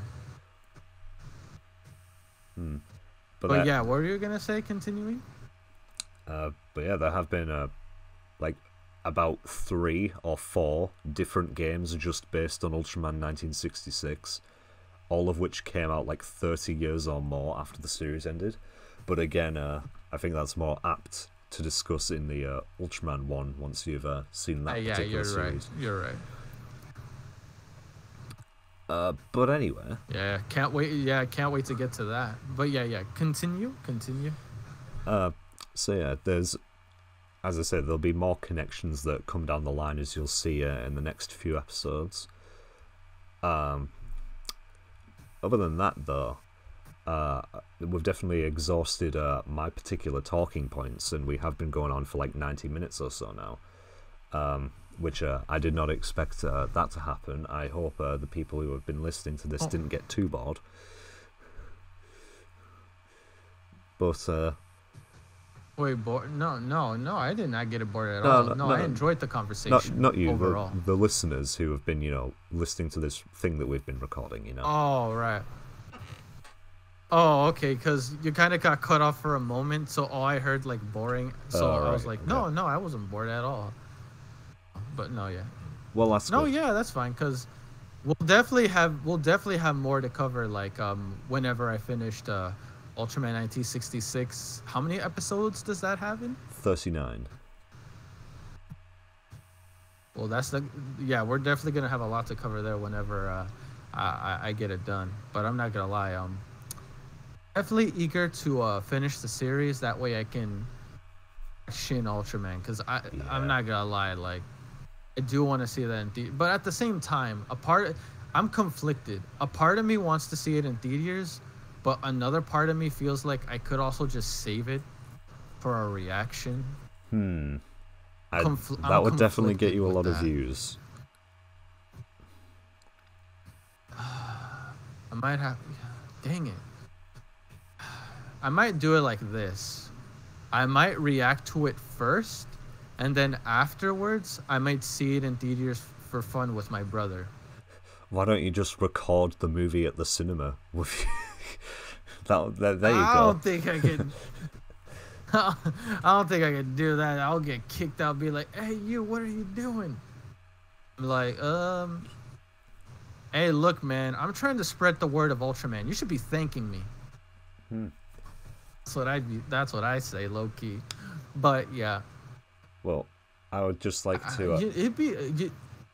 I forgot to mention something. What did you think of What did you think of the soundtrack of the show? I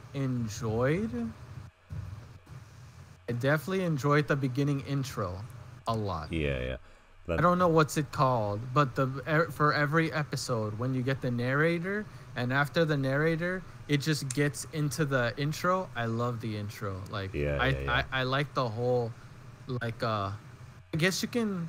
I don't know how else to explain it. Like, the whole Twilight feel, like the Twilight Zone feel, kind of music that it gave. That's the kind of vibe I got. It definitely gets you into the mood.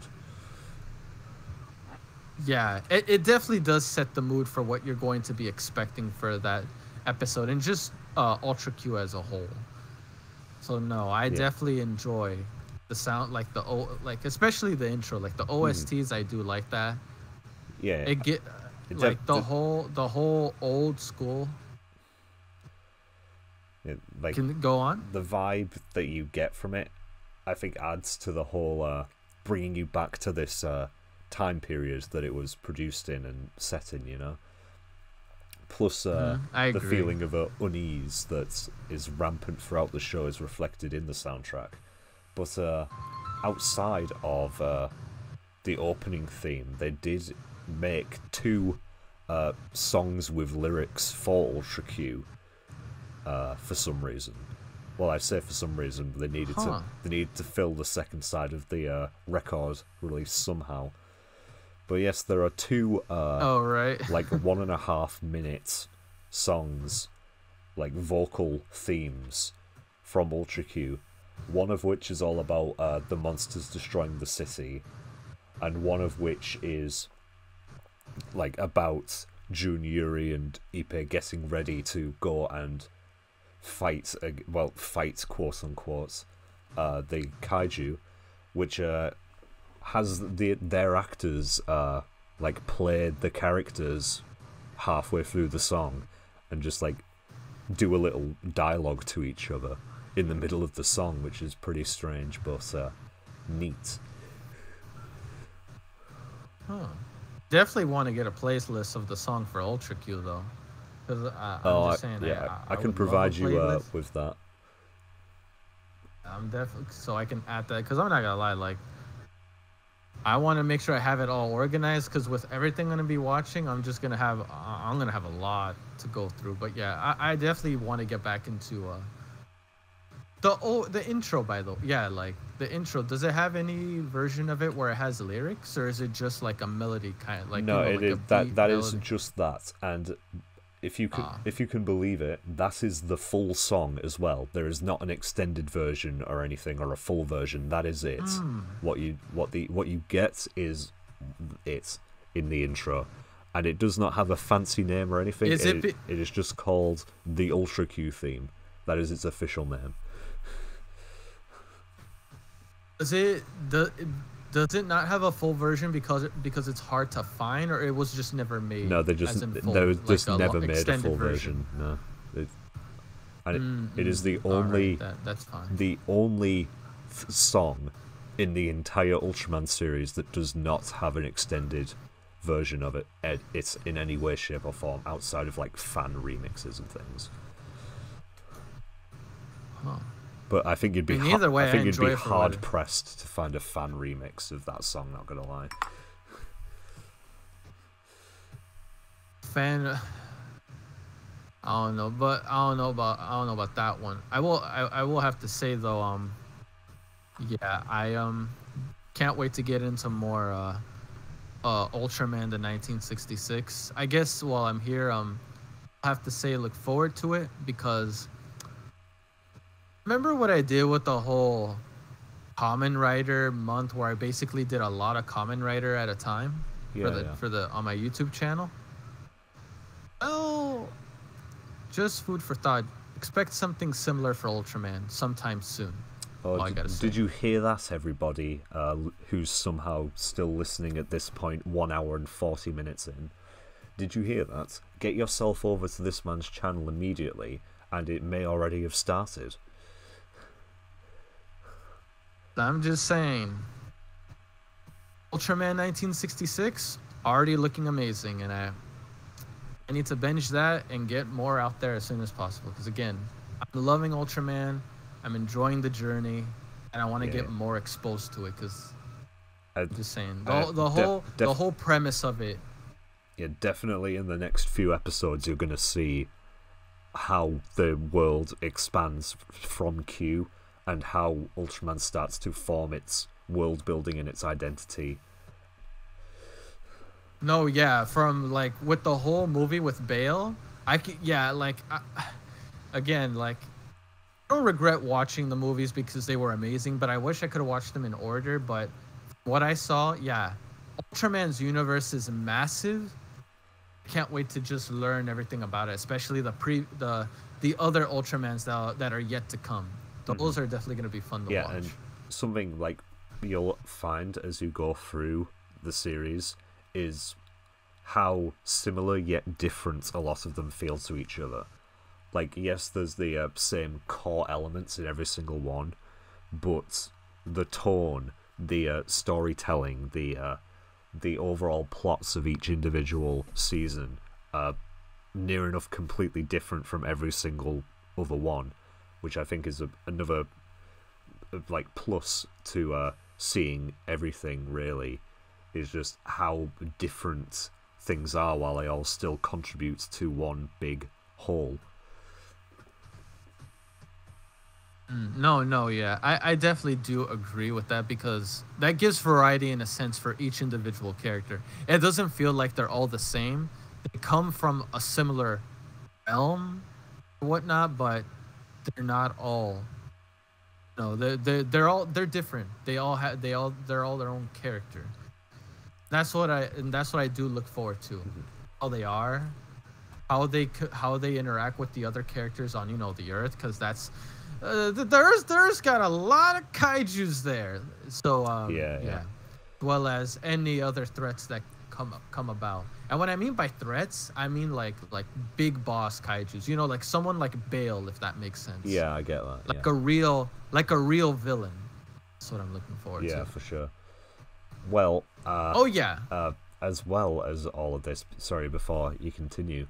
No, yeah, that's good. Perhaps you watching the actual shows will make you realize, hang on, not every Ultraman looks exactly the same, like what the common consensus seems to be on the internet, which really is frustrating when there is clear differences between the characters, but everyone is just because this Ultraman doesn't have a transformation that requires him to press a button on a big stamp and then he turns into a pink dinosaur. I cannot recognize him, sort of thing. Nothing against Revice, but yeah, I don't think that necessarily it doesn't need to be super flashy to be different or distinct, but oh dear, they're all red and silver, even though not all of them are red and silver. That makes them all look the same. Okay, sure. Like me, I'm gonna just say this in regards to that. I like Revice, but I do agree that just because it isn't crazy flashy doesn't mean it has to be this or that. But even then, I still say, especially with that one Revenge of Bale movie, it was very dope to see the certain forms and abilities that Ultraman is capable of per different user, you know what I mean? Yeah, and definitely. For me, I feel like Ultraman's forms feel more organic, if that makes sense. It's not like a style change or an armor add-on. Well, maybe it could be an armor add-on, but in some cases it feels more organic. Yeah, but it feels more like an organic metamorphosis, especially from going from human to giant alien hero, if that makes sense. Well, that's the thing, like, where one of the biggest differences that not many people seem to take into account between Ultraman and Kamen Rider is that the humans and the Ultramen are completely different characters. They are two separate beings, whereas Kamen Rider, it's just the same person but in some super armor, Pretty much, yeah. It's pretty that, or they become some mutated creature thing. Yeah, it's just a human in as a human, but in battle armor. Not they completely switch consciousnesses or share consciousness with an entirely separate alien being, you know? Like a symbiote, you could, if you need to relate it to anything like that. Well, Revice is kind of an exception. Revice is kind of an exception I'd say half that, because at the end of the day, Ikki is still, you know, wearing his own individual suit of armor. Oh wait, yeah, but there is, but it's like it's not a what I'm saying, like the armor is not just armor. There is some level of consciousness related to that. But I do agree. But Ultraman does it in a way to where that individual consciousness, like separate from the humans, has his own origin, and it roots even deeper than that. Definitely. I will say that. I will say this. There's more thought. It's more thought out in the latter when it comes to that specific Ultraman. Like the one Ultraman that was introduced like in the 1966. I'm sure his backstory must be massive when I get further and further into the series. And with that as well, but there'll be like additions of here's the new character, here's this character, here's this character, and all of which they have their own pasts, and they continue to reappear in the future and add on to their own individual storylines. Again, I will say this. This is why I wish I saw the movies in order, but I just can't wait until we get to talk about more about their planet. You know what I'm saying? The planet of the Ultramen. I just can't wait to get into that, because I remember when I saw that in Bale, that was so interesting. And how far in depth you can go with that, like cosmos wise and other universe wise, I feel like could be massive. I will say that the Ultraman home planet in the older shows looks a lot different than it does in the newer content. So, I can imagine. That's fine. Not because old effects. No, like the entire like color is completely different. The architecture is completely different. They're not very landscape wise. It's different. Yeah, they're not. That's what they haven't been the most consistent with that. But the version of it that you've seen in the Belial movies is just the standard now, and it's been like that, looking like that ever since. But it took a bit of a revision to get there, though. Personally, I prefer how it used to look as opposed to what it looks like now. But that's a topic for a different day. That's fine.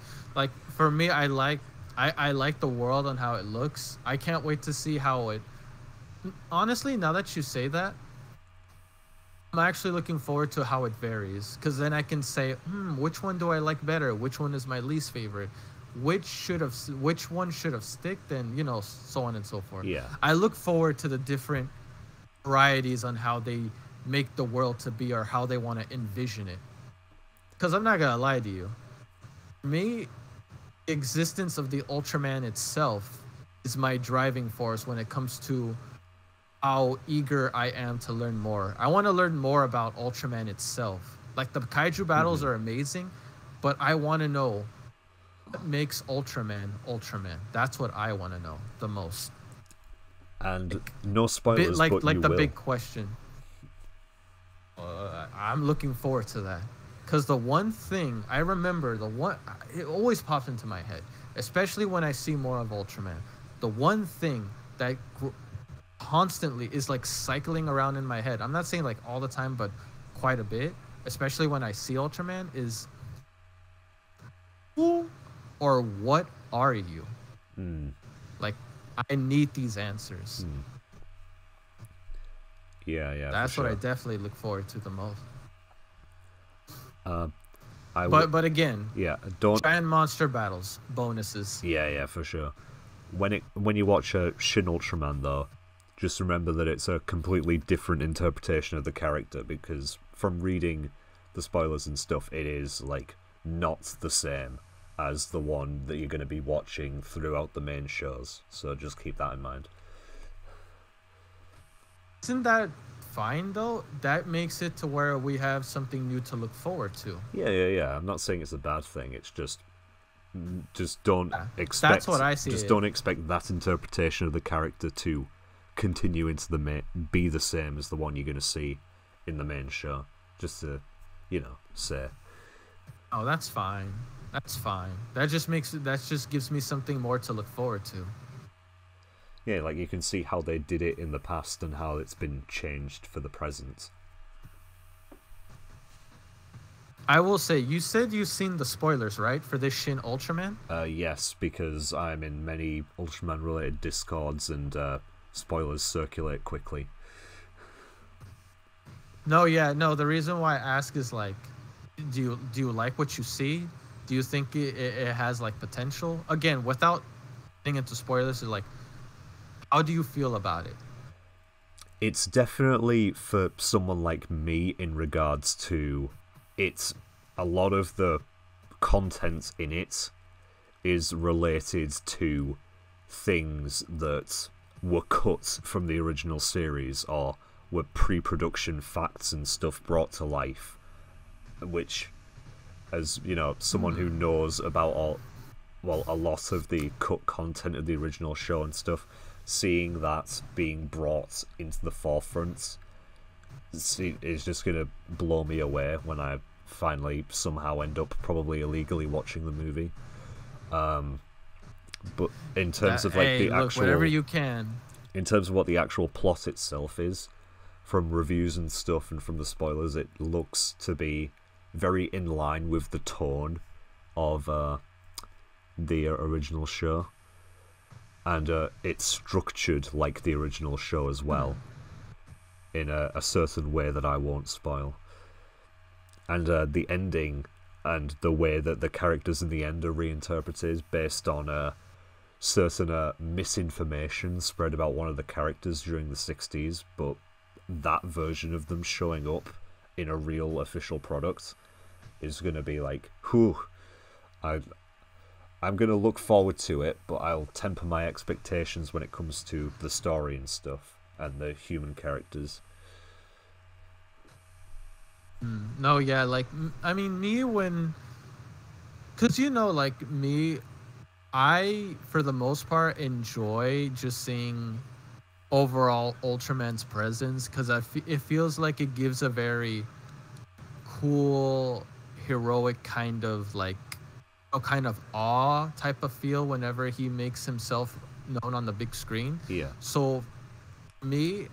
like, of course I'm gonna have my opinions on what I have on it, whether it's good or bad, or whether I like it or not, but I feel like either way I will have a good time with the film.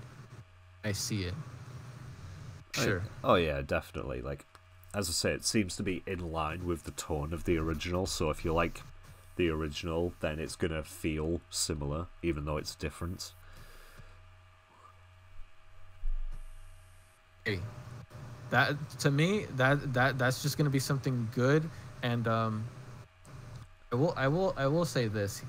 Thinking about it now, I might have to do a reaction. Like, yeah, that definitely has to be a reaction. But either way, you're gonna hold off. Oh, will you? Yeah.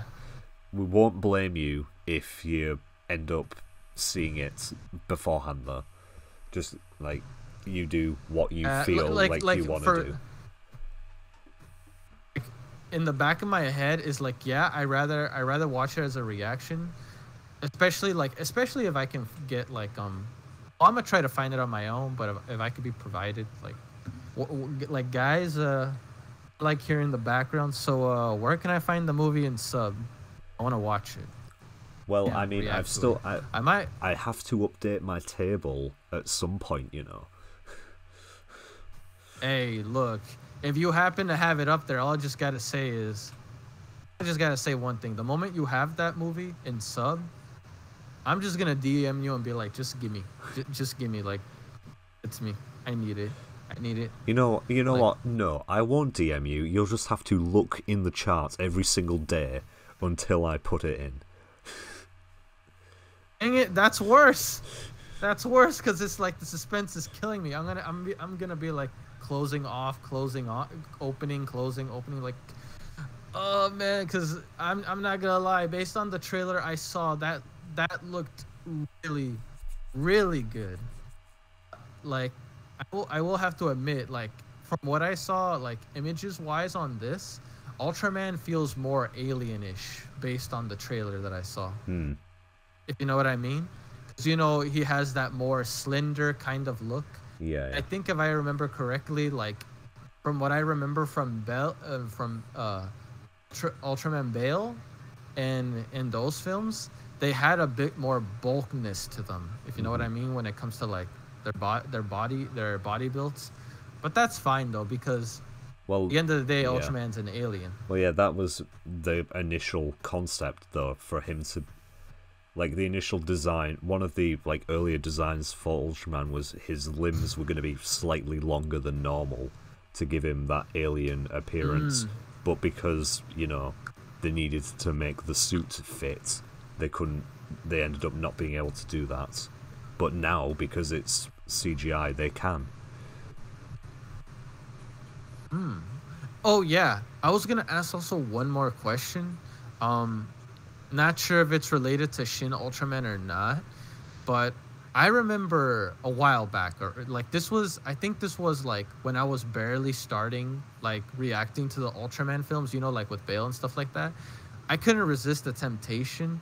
There was like this one time where I saw a trailer of Ultraman, right?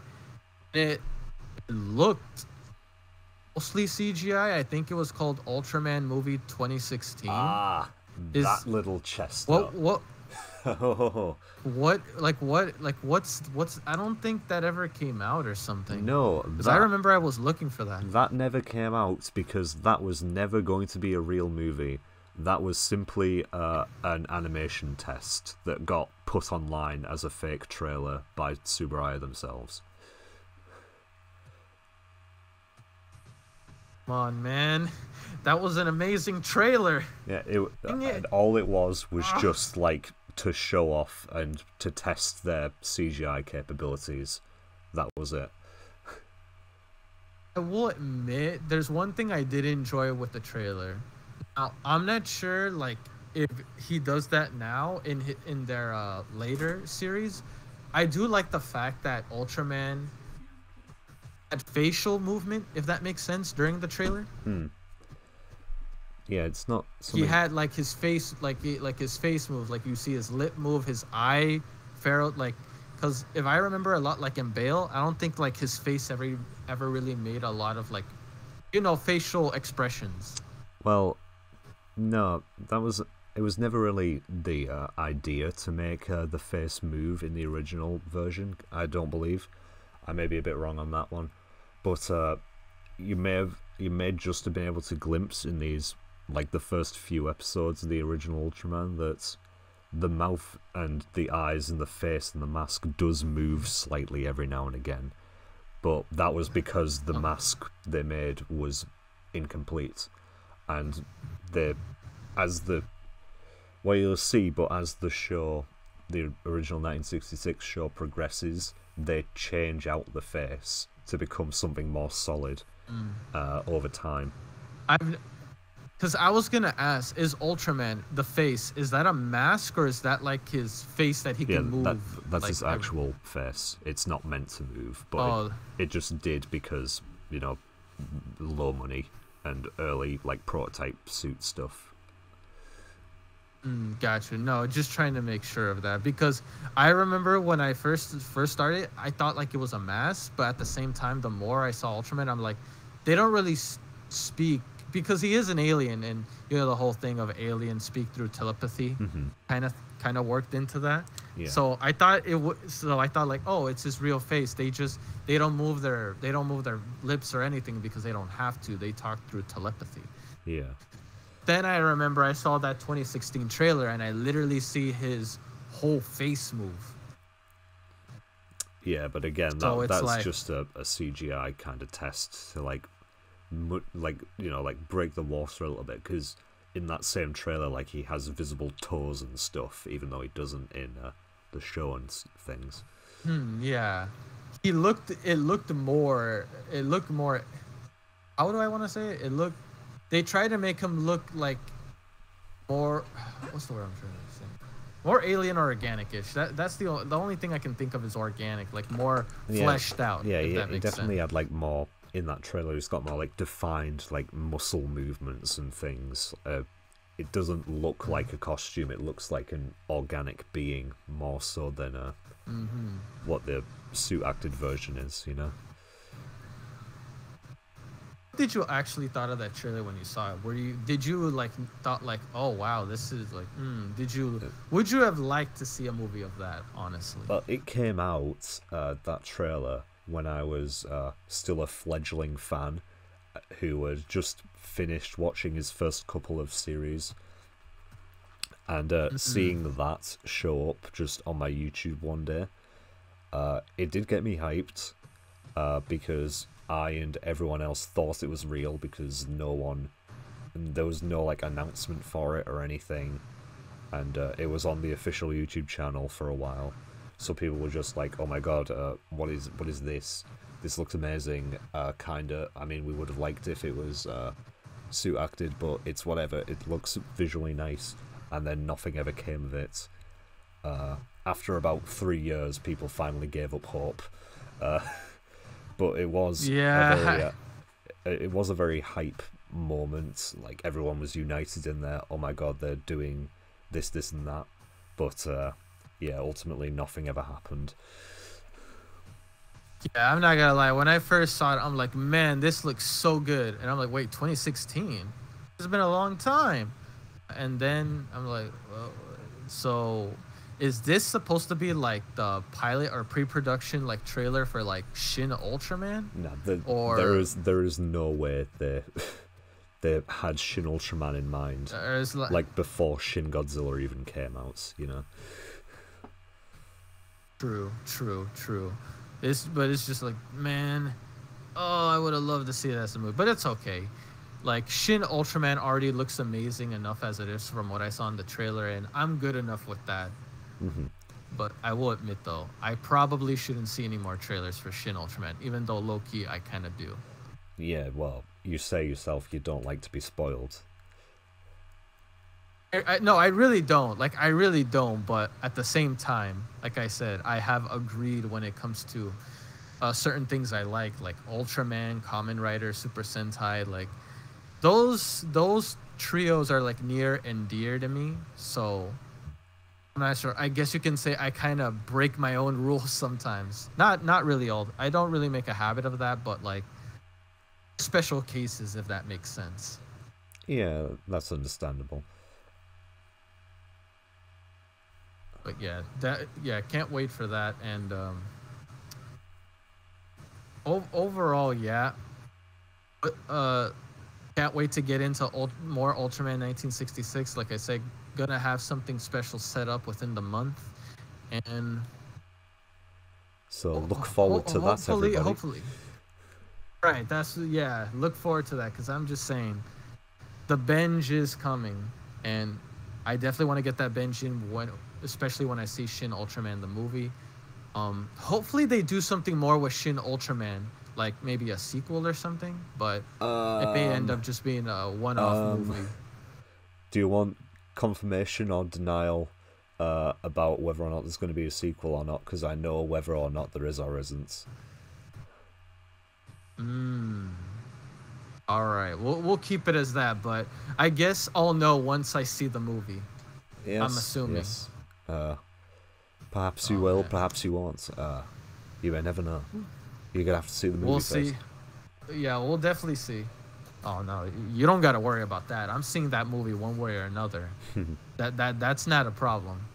It's on my to-do watch list. That's up there on the list. Right, well, I think for now we've exhausted all of our conversation topics about Ultra Q or otherwise. So I very much... it kind of went into more Ultraman, but yeah, it's fine. Yeah, well, I very much thank you for your time tonight or this afternoon, whatever it is for you right now. Yeah, no, it's fine. Like, I had a good time, and you could say it's evening, but either way, it was a fun topic. Like, anything related to Ultra Q, Ultraman and Ultra series in general. It's just a fun time for me. Yeah, for honestly. sure. And it's nice. I think it will be nice for both myself and for the people listening to this right now to have like sort of a perspective piece of someone who's starting and working their way through and getting your progressive experience as you go along this journey, you know? Oh no, yeah, definitely, definitely. I don't mind talking related, like anything related to Ultraman or stuff like, yeah, like feel free to come talk to me about it. I'd be more than happy to have a conversation on it. But please, do not spoil. That's all I ask. Do not spoil. If you mention things about Bale or like the context of Bale, maybe, but let's keep it primarily focused on Ultra Q or whatever knowledge I have about Ultraman at the time. Whenever you know come into contact with me or talk to me, or for those watching. Yeah, Well, because again, how can these fine listeners get into contact with you then? it's real simple, really. You just gotta search up my YouTube channel called Guild Forever. Now, Guild, the word Guild, all caps, Forever, first letter F caps, and link Discord is in every one of my videos that I upload. So all the videos uploaded on YouTube, they have the Discord link in the description below. Make sure you click on it. You can get into my Discord. I'm more often. I am very much available. You can DM me. You can talk to me through Discord or talk to others there that wants to talk among yourselves about Ultraman or anything like that. Once again, just don't spoil it. Fun and don't be toxic at all, because I like to keep a very nice, well-behaved community. So I expect everyone to behave properly if you're in the Discord. That's all I wanted to say on that. And is there any other forms of socials that you'd like to plug quickly at the end? I have a Facebook page. I don't really use it that much. Oh God, Twitter, really? I didn't. What? Yeah, I have a Facebook page, but that's an old page. Like it's in the description, but yeah, you can. There's that. But I have Twitter. Twitter is the same name as like YouTube channel name, so should be easy to find there.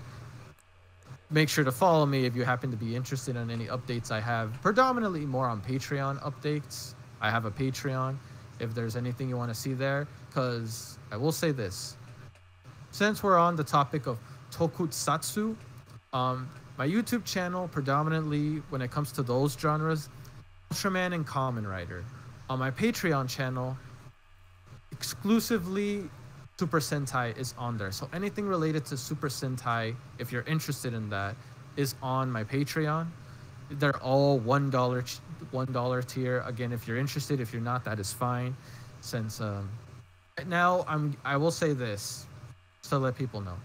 Super Sentai, currently watching Shinkengers, halfway into finishing it, and after that, we'll see what I'll get to. But yeah, little food for thought there. Other social medias I have, honestly, not really. Look, man, I'm not really into like the whole TikTok, Instagram, those. I mean, maybe I may make one, but no, I don't have. That's any of completely those. fair. I am not into them either. Yeah, not really my thing. But the quickest way to get to me, YouTube, Discord. Check those out. That's the quickest way. Discord is the most fastest way to get me. You DM me on Discord, I'll see it. I'll reply as soon as I can. You have my word. But yeah, that when it comes to social media, that's what I got in regards to that.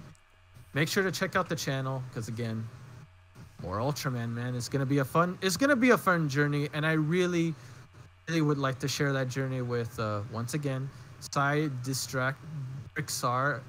Sorry, No, I butchered it, what? but Diss track, did you say? Did I hear that right? I don't know why it came out like that. I'm like, why did I say that? I meant to say Drixar.